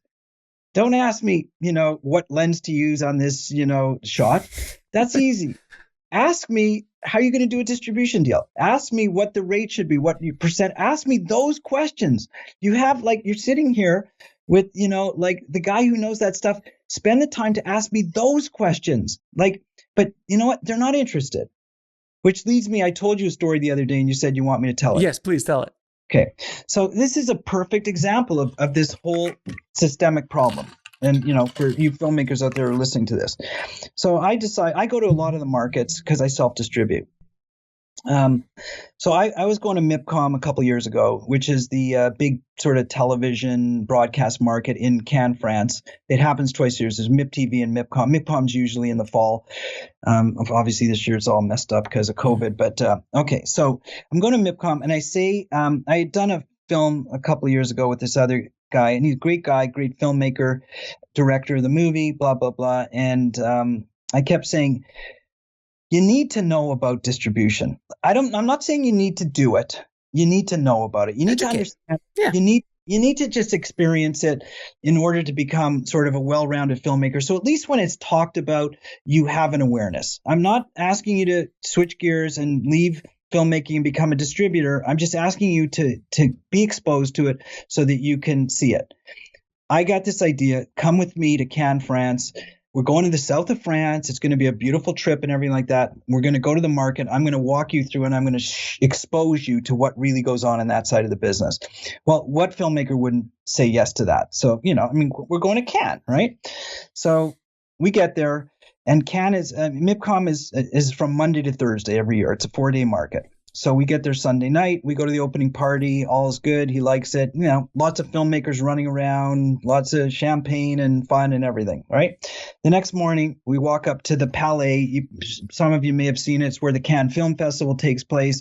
The stairs, the whole conference center is decked out in billboards and graphics and everything. It's a heyday. It's a circus. It's amazing, right? And his jaw drops. He looks at this, we walk up to the front stairs of the Palais, and he looks up and he sees all these films and this and that. And it's like, oh my gosh, this is crazy. I had no idea that this actually happens, right? We walk into the Palais, and for those of you who've been there, the first floor, they call it the dungeon. It is just booth after booth after booth. There's no lights there. That's why. If there's no natural light, you actually go downstairs. So I wanted to walk him through the entire market and let him experience it literally floor by floor. It's 7 floors in the main building, and all over the place. So we start downstairs. So, and you go literally, Alex, there's hundreds of booths on every floor, different countries, different styles of, animation and live action and documentary and all this kind of stuff. And it's sort of organized, but it's sort of not. It's primarily usually by country, but it's all over the place. Anyways, you walk through and I'm explaining, okay, take a look. You think that the movie you made was unique. You're going to see 50 similar movies, in the next 20 minutes as you walk by. You're going to see 100 different styles of this and different languages. Anyways, suffice it to say, the first day, we get there at 9 a.m. when it opens and we leave at 6. And for the most part on the first day, all I did was we didn't do very few meetings that day. It was primarily orientation, walking through, explaining how the whole, market works and showing them different stuff. So it was observation, and it's overwhelming. It's overwhelming because there's so much product and so many countries and so many cultures and people and everything. And it's like a bee's nest in there. It's just, more so back then than it is now. But anyways, we at the end of the day, we go to have a beer, and I said, "What'd you think?" He goes, I'm mentally exhausted. There was so much, I saw so much going on. I'm mentally exhausted. And I said, this is nothing. Wait till tomorrow. Anyway, have a nice dinner. Okay. The next morning because the next morning, Tuesday, was all meetings. Back to, because I missed Monday for the meetings, I just put everything back to back. And I do half-hour meetings. And I did I had probably 20 22 meetings set up, all back to back with a 1 hour break for lunch so that you can take, and literally like we're just going one after the other, different languages, different cultures, different people. But these are buyers more or less that I've either dealt with before or other distributors from different countries where I want to sell my stuff to them. And when you've done enough markets, you get to know some of the people, but you only have half an hour, and sometimes it takes 10 minutes just to walk between a meeting. So you really only have 20 minutes, and everybody's always late. So that's 5 minutes of being late. So you have 15 minutes, 5 minutes of pleasantries. You get down to business. You got 10 minutes to talk about what you really want to talk about, if that. So you get into it, and it's like just one after the other after the other. So at the end of day 2, he says to me, "Oh my God, like I thought I was exhausted yesterday. This is nuts. Like not only am I mentally and physically exhausted now, the pace at which we did that, but I got to tell you something, Jeff, like it's not what I expected. Like I thought it was going to be a lot more fun. Like this is not fun at all. This is not like filmmaking." Anyways, by day 3, this is a 4-day trip. By day 3, we go back to the market on Wednesday. By lunchtime at 1:00, he says to me, I can't take it anymore. I'm done. I can't do this anymore. I'm done. Not only am I exhausted, but I hate the distribution business. I hate it. I hate the meetings. I hate the people. I hate talking about business. I hate negotiating deals. Everything about it is just not what the film business should be. And I said, this is the film business. This is the business part of the film business. This is it. Welcome to the real world. Welcome to what it's really all about. You're Morpheus, basically. You just gave him the red pill. That's it. That's exactly it. So I hate to disappoint you, but this is it. This is where, when guys like you make movies, this is where they get bought and sold and paid for.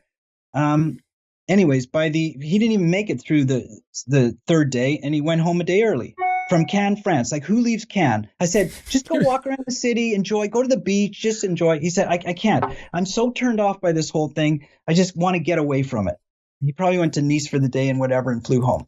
So anyways, it's interesting that's the business side of the business. And this is where filmmakers, like, they're just not interested in it. And I totally understand why. Remember, I came from the business side. So I'm just so comfortable in that.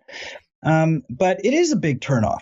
And if you're an artist and you just want to make movies, it's a bit of a turnoff to have to deal with all the innuendos of doing all these deals and all the details, and it's exhausting, and it's not fun. It is really fun. And that's why filmmakers, rely on distributors to do that part of the business. But without that part, there wouldn't be a film business. I mean, that's the business part. I always say to young filmmakers, hey, when you go to Universal Studios, so you pull up on Lancashire Boulevard and everybody's so anxious and their tongue is hanging out. Let's go to the back lot. Let's see where the movies, the tour, the back lot and everything like that. I say, do you guys ever stop and look? Like you pass by as you're driving into the parking lot of Universal Studios. There's this big black building on the right.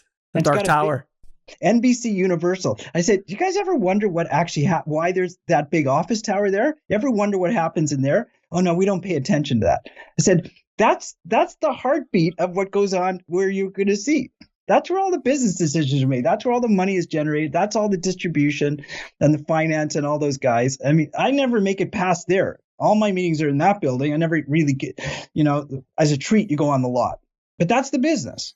So anyways, that is just maybe too long a story. No, but you make a very good point. And look, I've had filmmakers fight me on the concept of being a filmtrepreneur, on the whole concept of my book. Like, I don't want to know about how to create ancillary product lines. I don't want to create a business around my movie. I don't want to do any of that. I just want to be an artist. And I always tell them, I'm like, look, you don't have to do what I'm talking about. It's not for everybody. But if you're an independent filmmaker and you rely 110% on the only way you're going to generate revenue is through a distributor that you don't have a relationship with, that you're just dating, basically, you're not married, you're dating to see if they're going to do right by you. If you don't have something to mitigate the risk in the way things are going, you're foolish. That's just my feeling as an independent filmmaker. If you're a filmmaker who wants to kind of go out and go down the studio path, well, that's a different conversation, a completely different conversation. But as an independent filmmaker trying to sell a movie, you better understand how to make money with your movie. If not, you're not going to survive. Or at least surround yourself with the people. Or surround yourself. Yeah. You don't have to. I know that most filmmakers don't enjoy it and don't want to be part of that. I get that. I totally understand it. And, that actually makes sense. I mean, it can't be, a jack of all trades. You want to specialize in one thing. It's just understanding the landscape. That's all I'm saying. Just so you know what's going on in those conversations in those office towers while you're shooting on your set. Yeah. I mean, I think everybody, if you live in LA, you should definitely go to AFM once in your life just to walk the halls for a day pass. But can I warn everybody about that? Yes. AFM could be the most depressing thing you ever do in your life as a filmmaker. It is true. Yeah. You need to understand what the AFM is, how it works, how it, operates. Because if you go there, number one, if you go there without a pass, just trying to navigate to getting into it is a difficult thing. And, you're going to get charged $300 for a day pass or whatever they charge, $270, or maybe get a deal or you can find something. But just getting in is a tricky thing because it's a business. It's a market. It costs them a lot of money to rent the Lowe's Hotel and do all that kind of stuff. So, fair is fair, right? We'll be right back after a word from our sponsor.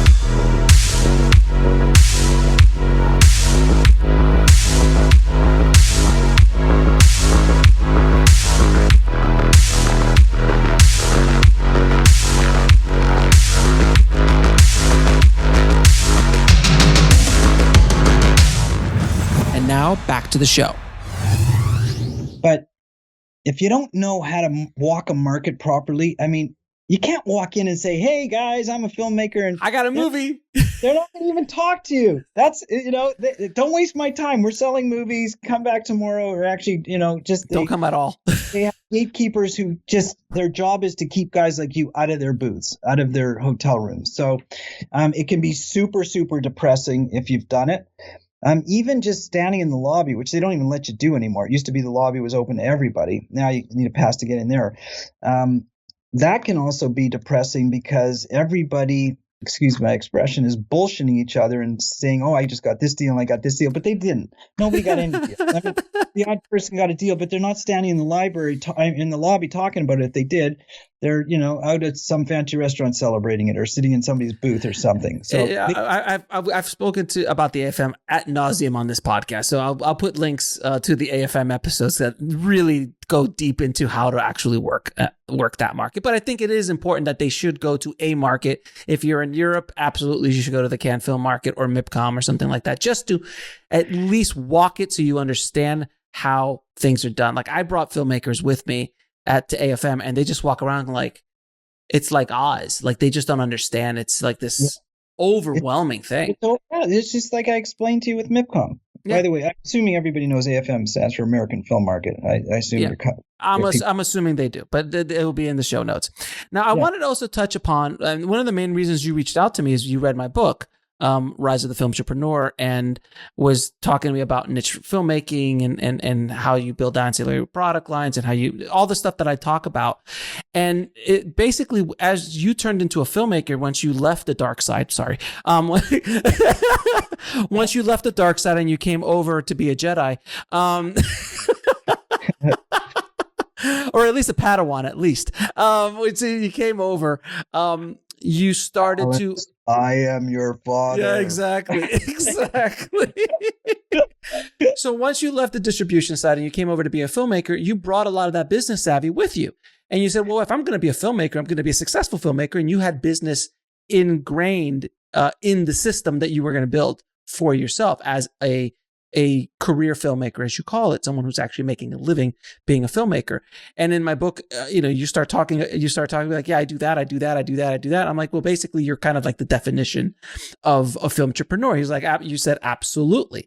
So I want you to discuss the kind of films you make and specifically the power of the niche, which is something I yell and scream from the top of my platform to understand that you have to understand a niche. You have to understand an audience and how to build product for that audience or tell a story that's going to work with that audience or reach that audience. Can you talk a little bit about that? Yes, absolutely. Okay, first of all, if you don't mind, having grown up in Canada and being bilingual for the first part of my life and speaking French, we use the word the way niche is. We call it niche. Yeah, I know, but it does. The niches are in the riches are in the niches. Sounds so much better than niche. Okay, fair So enough. it's niche or niche, potato, potato. It's all up to you. It is a French derivation. I just, It is. It is. Coming from where I come from, that's the word that's anyways, whatever. Okay, so I have decided as a filmmaker that for two reasons. I'm going to specialize in family feature films. Mm-hmm. And primarily within that little, like the family market, which is like, I define family now as all audience viewing, meaning any age can watch it and enjoy it. That to me is what a family film is. So, people use different terminology, but it means all audiences can watch it, whether you're, 5 years old or 80 years old. You can watch it with your grandmother and enjoy it. Mm-hmm. So within that, I primarily focus on sports dramas because I like inspirational sports stories. And within that, I like to do true stories. So you're like niche of a niche of a niche, or correct. A niche of a niche of a niche. Correct. Okay. So now there's two reasons I'm a niche of a niche of a niche. One is I very much personally like those kind of stories. Like I love, one of my favorite movies is Rudy, the football movie. You read my mind. I was about to say Rudy when you started that sentence. It's just like, I consider that one of the best movies, period, if not sports movies for sure, but movies. It's based on a true story. It's got so much heart. It's done so well. The filmmaker captured everything. I really love that movie. Listen, I just like those. I'm a sucker for sports dramas, true stories that are super inspirational about people who just had so much heart and just wanted to fall. They don't even have to win or lose. I don't care about whether they win or not. I love stories that have heart in them. So like Miracle. Miracle would be one of those films. Yeah, Miracle, but Miracle's a little bit different than Rudy. I mean, no. Rudy, I'm bawling at the end of Rudy. I'm a mess. I was a mess. This guy, who doesn't even get a chance to, he gets one play. Yeah. Okay. So, anyways, that's the main reason is because I personally like those kind of movies. I love those kind of stories. That's the main reason I do that. The second main reason, very close second reason, is I know how to sell them. Like I know there's a market for them. Mm-hmm. And I believe there always will be a market for them because there's families out there who always want to co-view and sit down as a family and have family viewing night. So I believe that it's a good bet that, and if I didn't believe that, by the way, I wouldn't make those movies because I wouldn't be able to, because if I don't sell them, I can't make more.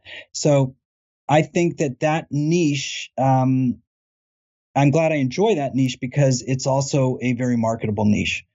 And it's still a niche. You still got to find your audience. But, for the most part, you can be pretty sure that families will watch movies together or, they're co-view entertainment. Not all the time, obviously, but it's primarily when there's younger kids involved. So that's why I like it. Because when I go to markets and I speak to my customers and stuff like that, they know that I'm going to deliver quality family films. And, there's not always a place for them always, but people generally will continue, as long as human beings and families exist, they will watch movies together. That's my theory. And so far it's been proven true. Mm-hmm. So I chose that niche to summarize for two reasons. I like that niche. I enjoy those kind of movies and they're marketable. So that works on both levels. Now, how do you reach the marketplace and how do you sell these films? Okay, so this is an ever-changing process. The film business, what did you say to the term you used the other day with me? It changes like weekly now almost. Now it's almost literally daily because of COVID. But it's changing so rapidly. The foundation underneath. I was saying that Rome is burning. I feel that Rome is burning, and the walls are going to come crumbling down around the whole industry because there's going to have to be a change. Because just the same way it was in the music industry. The music industry had MP3, and that burned down the walls. I mean, that burned down Rome in the music industry, and it now streaming and all that. So I feel that the same thing is happening here. But yes, it's changing rapidly. Okay, so here's the thing. I try not to, as a person, focus on what was. I tend to focus on what is or what's going to be.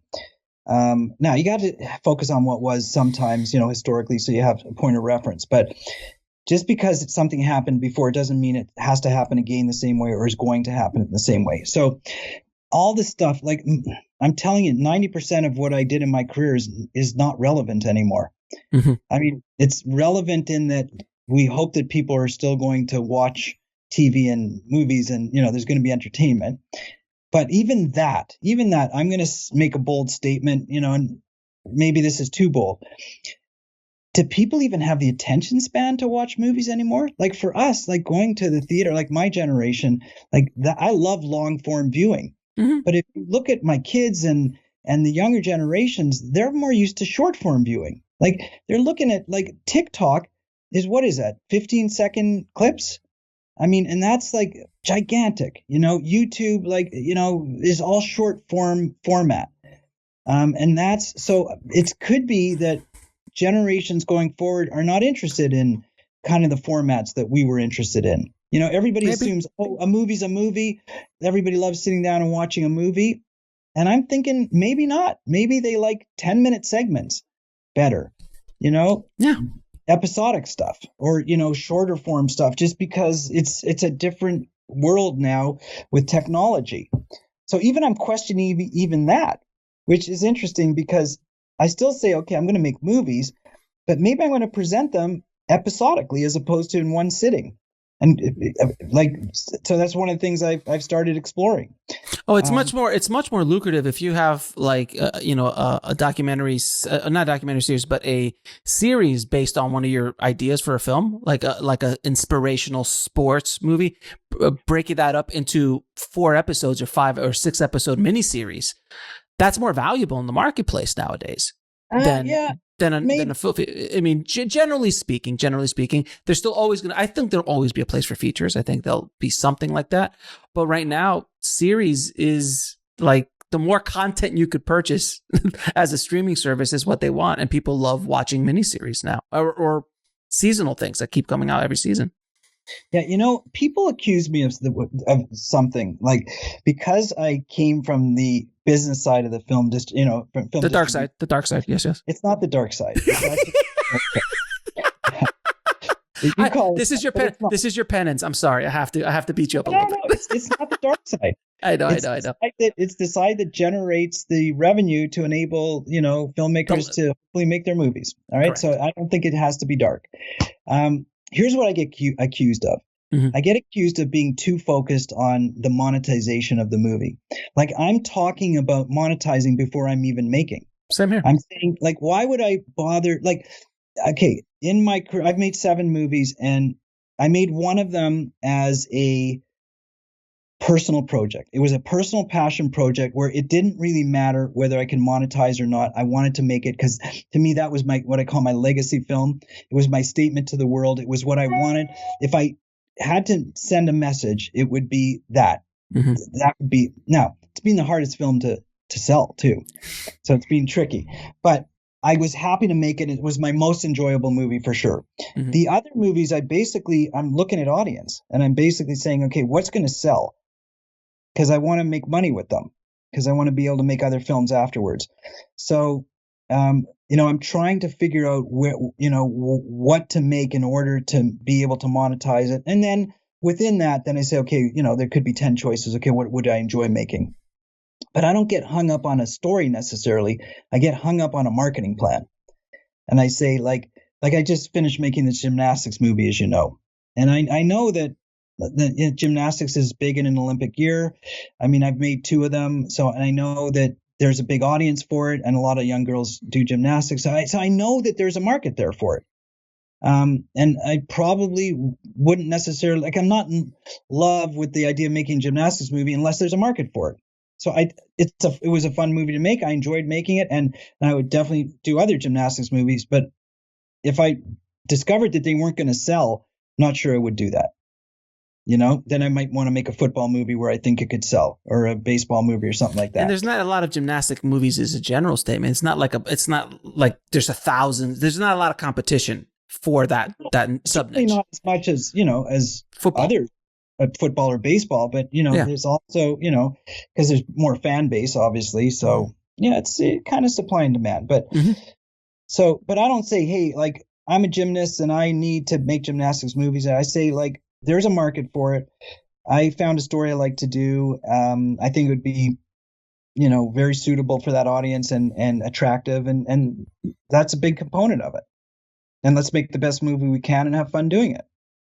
So then one thing that I found really interesting, you showed me an example of it, is that you did exactly what I talked about in the book, which is how to leverage the niche in marketing. So you have obviously a gymnastics film. So you also have a relationship with US Gymnastics, right? USA Gymnastics. Yeah, USA. Well, yeah. Relationship is these days that's tricky. I mean, USA Gymnastics is a bit of a mess, a disaster. Right, but you had a couple before this, but you had you were able to tap into that audience, if you will.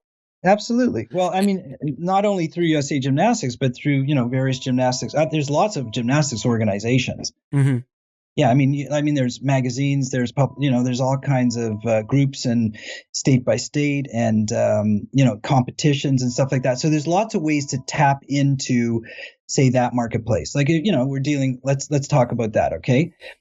So gymnastics is a bit of a niche sport relative to other sports. It's a lot of people do it, but not obviously as many as do, say, baseball or say soccer. Soccer's for both sexes. So you can find your ways to market that. And I mean, Alex, I think I told you this. I mean, people look at me and they say, oh, you've made 7 features and you know what you're doing and you have fun and everything like that. I say, yeah, but that's not my day job.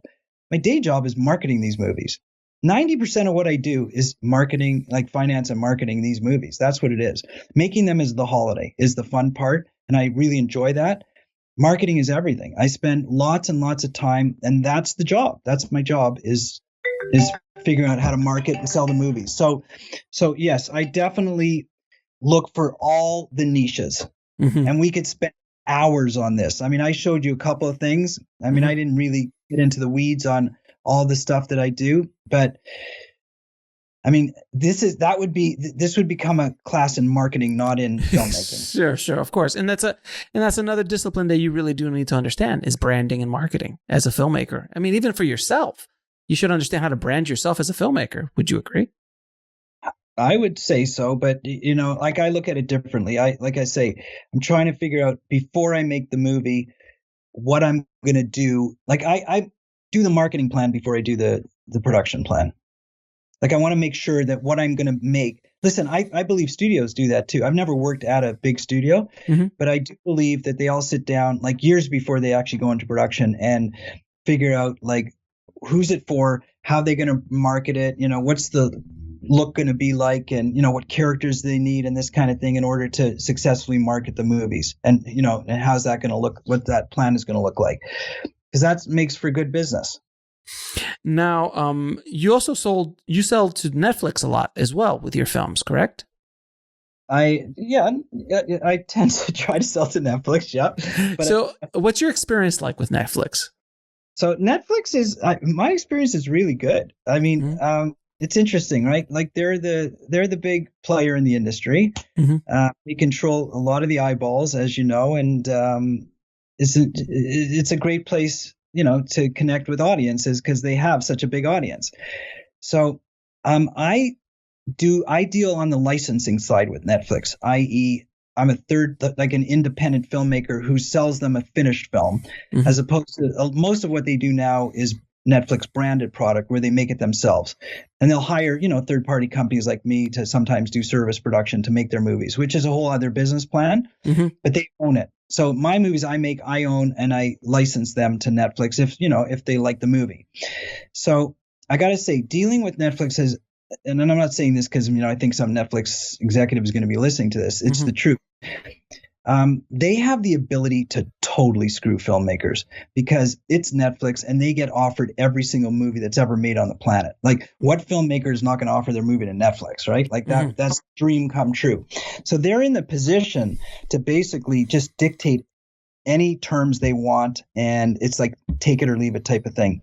But I got to say, they are super fair. They have given me very fair deals, and their contract, it's funny, when I first got their distribution contract, and I read my own contracts because I have legal background and everything. I read it and I'm thinking, oh, this is just going to be a complete joke and it's going to be so lopsided. It wasn't. It was actually a very fair deal. And when I spoke to the lawyer on the Netflix side, she said to me, is there anything you'd like to, talk about or negotiate? And I said, is that even on the table? Like, is it even up for your Netflix and I'm some like small indie producer? Like, why? And she said, well, it's kind of not really, because we think our contract's already fair. But, if you do have some comments, we'd be willing to hear them. And you know what? It's a super fair deal. Like, you want to talk about, like, not like these distribution deals you've seen. Like, it is a very, very fair deal that Netflix puts on the table for filmmakers, because I believe that Netflix totally understands that they need to keep filmmakers in business in order to keep getting good content. Like, I believe they're very supportive of the creative process so that they can support filmmakers so that they can continue to have a good stream of very good product. I think that's their philosophy. And I can tell you from literally like doing business directly with them and getting their contracts and dealing with them, it is not at all like we talked about with the distribution landscape. It's actually a breath of fresh air. Now, obviously, getting to them and having them express interest in your product, and you're going to stand in a very long line behind lots and lots of filmmakers. But once you get there, it's very pleasurable and fair, extremely fair. Now, that's a good example. So you have a direct relationship with them. So you've obviously built those relationships over a term. So you don't use aggregators. Do you actually use aggregators for other elements of your distribution model? The only aggregator I use is for Apple TV right now, and I'm about to probably not do that anymore. And that's because Apple TV forces you to do that until you have to have a certain number of films. So you have to have, I think the number is 4 or 5 theatrical films, and I'm just getting there. So I'm hopefully going to qualify in my next movie, and then I can go direct.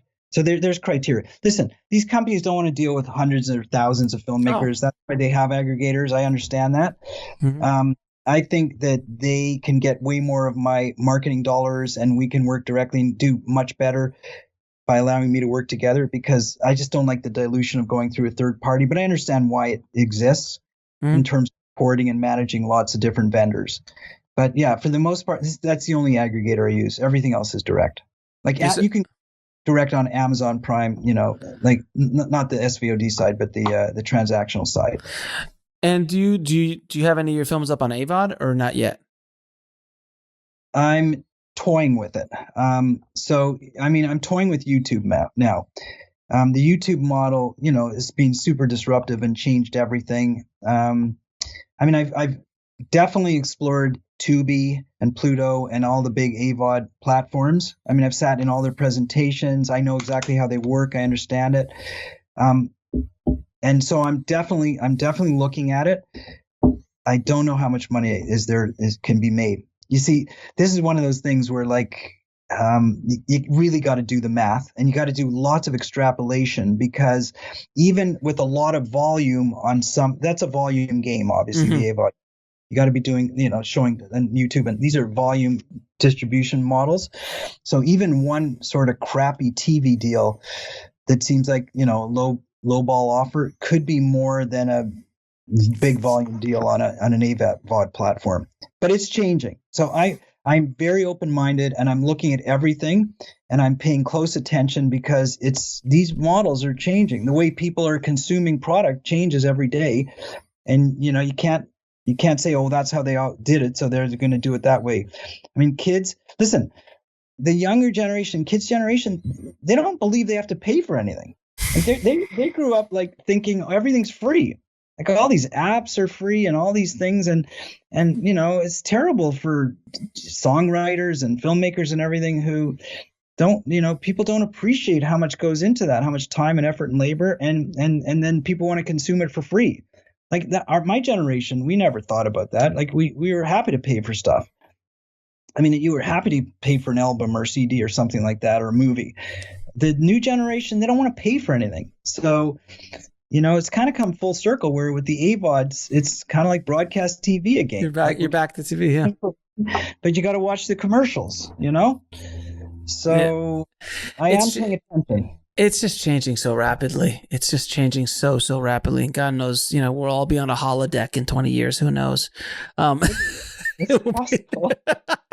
It's possible. Alex, there's one thing in your book that I wanted to, it's not necessarily about distribution, but there's one thing that, and we haven't talked about this, but I do want to say, this is also math. This is a mathematical equation. So I get the fact that making an independent film is like a crazy, crazy difficult process and super financially risky. I totally get it, right? But I learned something in my business affairs, like early on, primarily through the legal department, like through my law training, that if you're going to spend your time and effort and like making a movie, I mean, you're going to spend, I did the calculation. I mean, if you do it the way you did, Alex, where you were, cinematographer, director, editor, you put, your heart and soul into it. Yeah. I did some math on it. I'm going to say that you spent somewhere between 2,000 and 2,500 hours on that movie. And it could be even more in your case. Yeah. But you mean my first film, my very first film? Yeah. I mean, that's a feature. I'm talking a feature. No, sorry, not a short. No. My first feature. Yeah. I mean, that's a pretty fair statement. I mean, it depends on, it could be a little less, could be a little bit more. Who knows? I mean, if you're including crowdfunding, you're including the marketing, including I'm including everything. I'm including from the idea of saying, okay, I'm going to make a movie to actually getting it finished. Mm-hmm. I mean, here's how the math works. I think it's about 9 months. It's kind of like having a baby, 9-10 months, 4 weeks per month, 6 days per week, 10 hours per day. That's 2,160 hours. Sorry, I already did the math on it. Sure. Now here's what I wanted to say to you. So you say I'm going to make a $5,000 or $10,000 feature film so that I don't take too much financial risk. Mm-hmm. And let's say you make the $5,000 feature film, and you put in 2,160 hours. It doesn't make sense. The ROI is not there, or the ROT is not there. There's no ROT there because for the same. So let's do the math. Let's say you make, and you get really lucky, and you make 4 times your budget back. Let's say you make $25,000 on a $5,000 film. Mm-hmm. So that's a success. You've made 5 times your budget. Sure. So that's a success. I mean, what filmmaker is going to say, hey, I just made $20,000 on a film that cost me 25, so I netted $20,000. That's a lot. But when you realize that you put in 2,200 hours to make $20,000, it's mm-hmm. not good math. Well, you are making an assumption. So on my second film, I did that. I shot the film in 36 hours. I only shot in 4 days. So it was 4 days. We did about 36 hours of actual production time. But let's say we did the full 40 hours, 45 hours, whatever it is. And then, all in all, when that movie was done on the corner of Ego and Desire, I might have spent a few hundred hours on it. And for me, let's say even if I spent 500 hours on it, which I don't think I did, there's the assumption of 2,100 hours or 2,500 hours. That's on a $5,000 film. If you're spending 9 months to make a $5,000 film, you have not done a good job. That does not make sense. When you're making a film of that budget range of $3,000 to $15,000, you should be in and out within a couple months.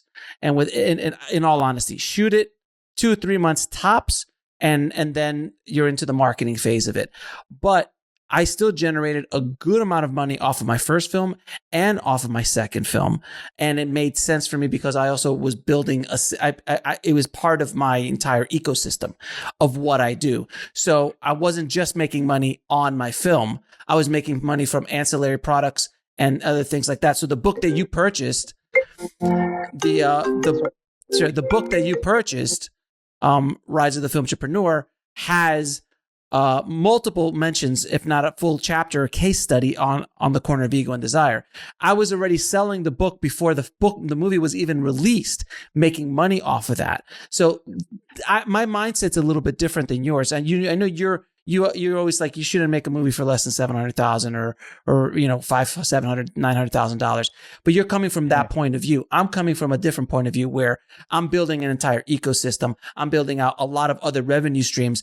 I'm not only making money from the exploitation of the film itself. I'm making it from the entire filmtrepreneurial ecosystem. And that's why that makes sense for me. And that's what I try to teach in the book, is for filmmakers to make that ecosystem.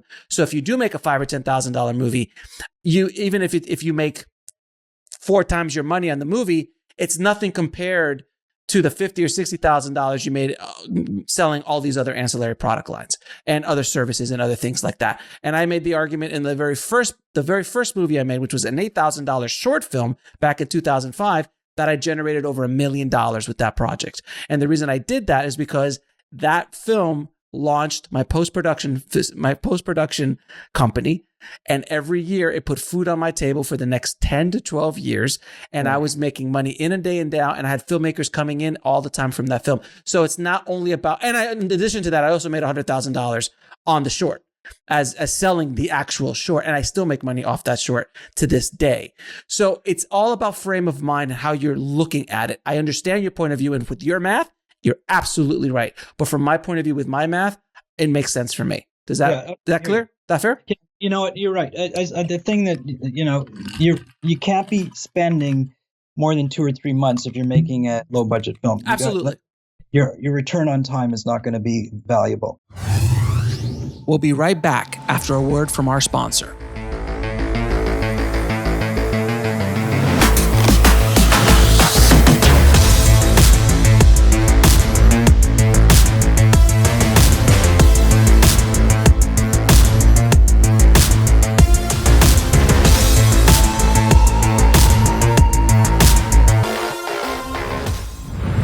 And now back to the show.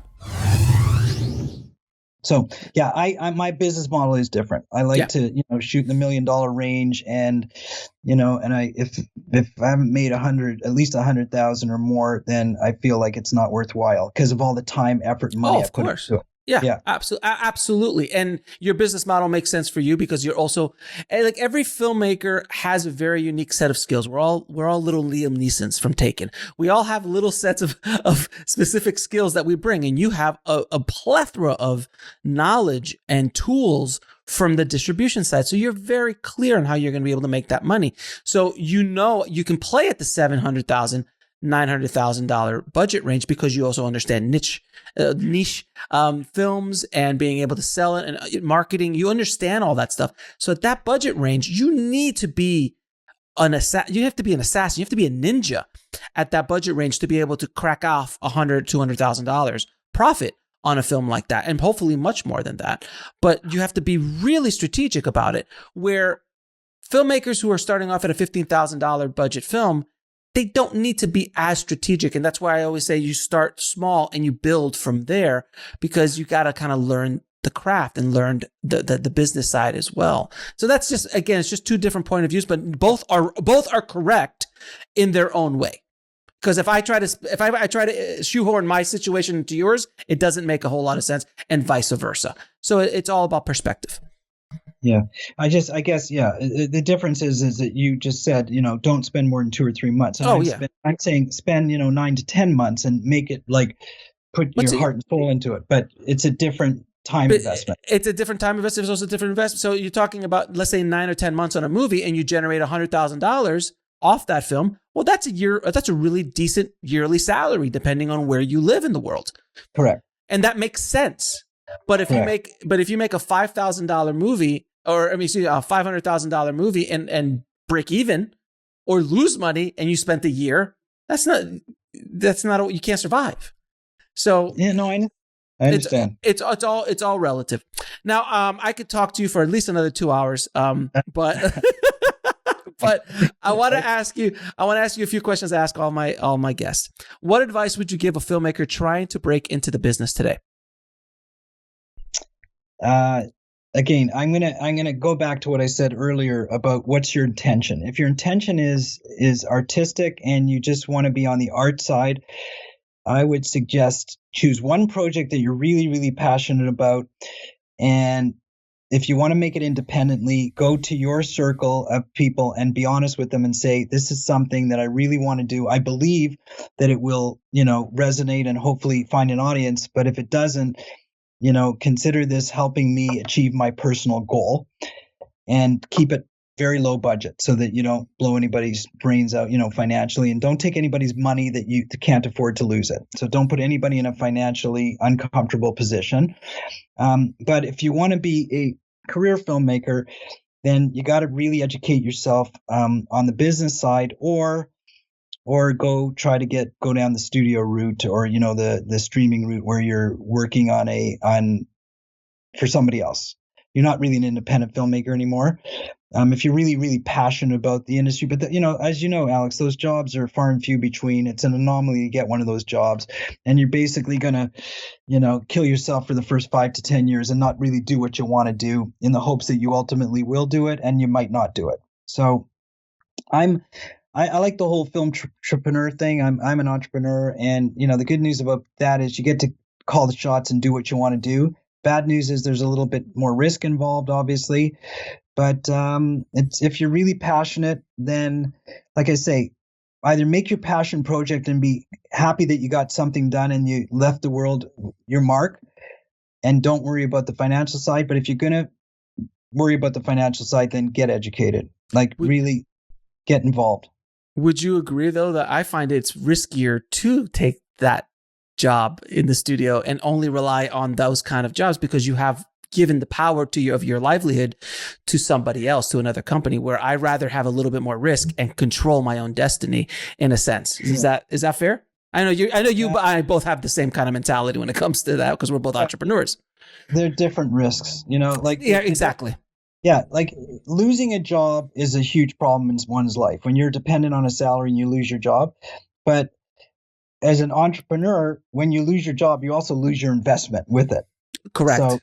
So you're losing two things. You're losing your livelihood, and you're losing the investment that you put into making a livelihood. So that's why in some ways it's a little riskier as an entrepreneur. But, more upside.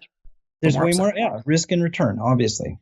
Now, what is the lesson that took you the longest to learn, whether in the film business or in life? The most important lesson I learned, and it probably took 15 to 20 years, and the single most important thing is that like I said before, it's just about trust. Really, business is about life is about relationships. Probably the biggest relationship you're going to have is with your spouse, if you're going to get married or have children, that type of thing. But business is all about relationships, and you want to be in business with people who you trust. And so learning two things: one, how to choose somebody you trust is important, and then learning how to actually trust them. And people earn trust. Trust is not something you talk about and then you give it. It's got to be earned both ways. You got to earn somebody's trust, and they got to earn your trust. And trust is such a powerful tool if and when you have it.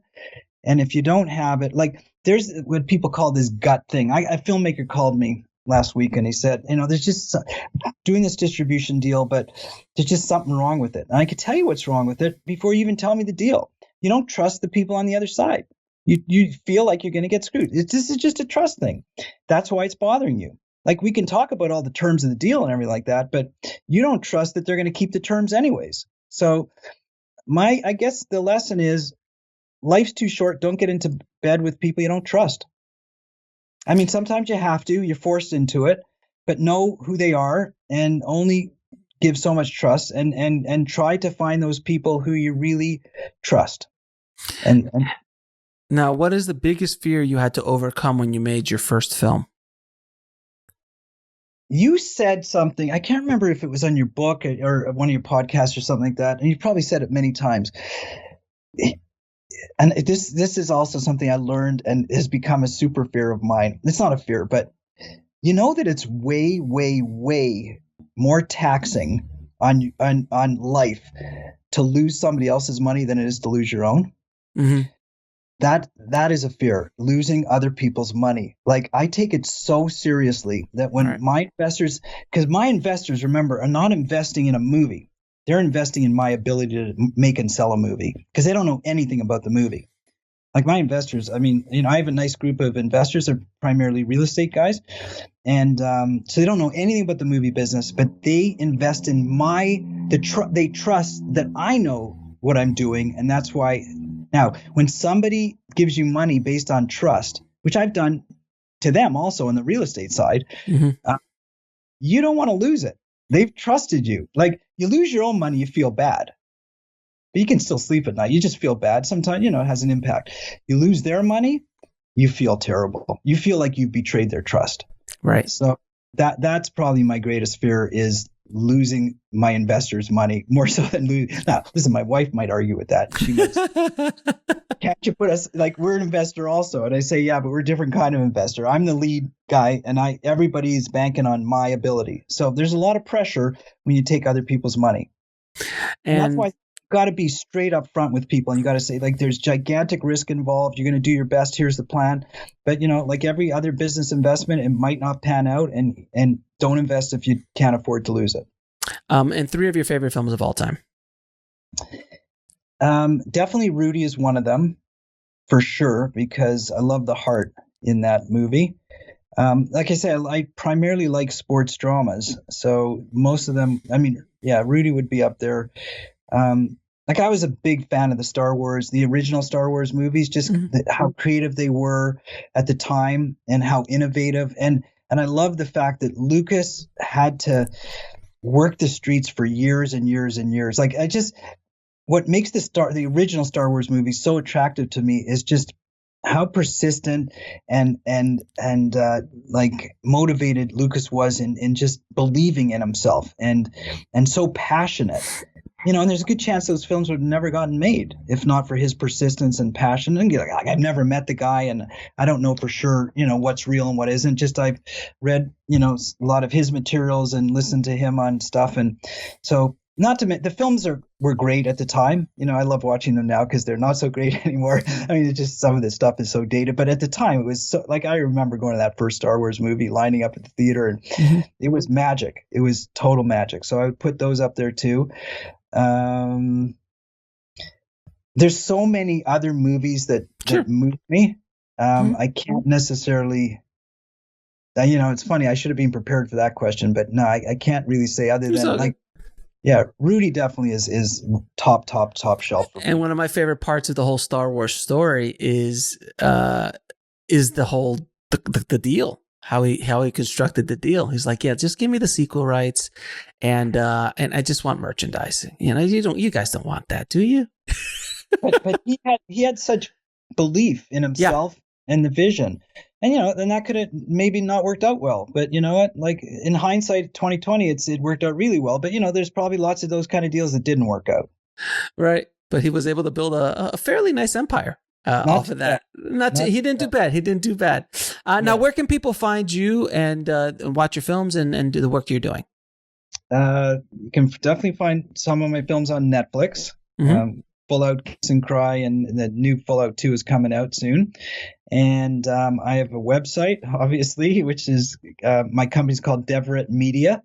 So it's www.deverettmedia.com. And IMDb, Google, whatever. But, my website's the quickest way. And I'm not one of those guys who hides. Like, if you want to, listen, I don't know how many people are going to call me or whatever afterwards, but I'm always happy to talk to filmmakers.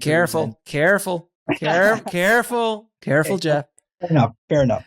Careful. But don't put your email out there. I'm telling you. Don't put the phone number out there right now. Trust me. I've had other guests do that, and they're just like, Alex, I had no idea. Alex, here's the thing. I genuinely like to help other filmmakers navigate this process. I don't want to be inundated with millions and millions of calls and projects and everything like that. But I genuinely look at, and I told you this. I'm thinking of doing this sort of mentoring course where, and I don't want to go out to hundreds, thousands of filmmakers. I want to go out to a dozen or so every year and just really hold their hand and mentor them through this process if they really want to try to navigate it. And I think that would be fun and exciting, and very fulfilling to do that, to be able to kind of help them. Listen, everybody, you learn when you fall and you get back up, but it's sometimes better if you don't have to. If I can show you where the bump in the road is going to be before you have to go over it and fall, it would be. Will you learn as much? No, but at least you'll get past it and get down that road a little quicker. Fair enough. Jeff, it has been an epic conversation, as I knew it would be. I am so grateful to you that you came on and have been so candid about everything from the other time in your life. We won't call it dark side, the other time in your life.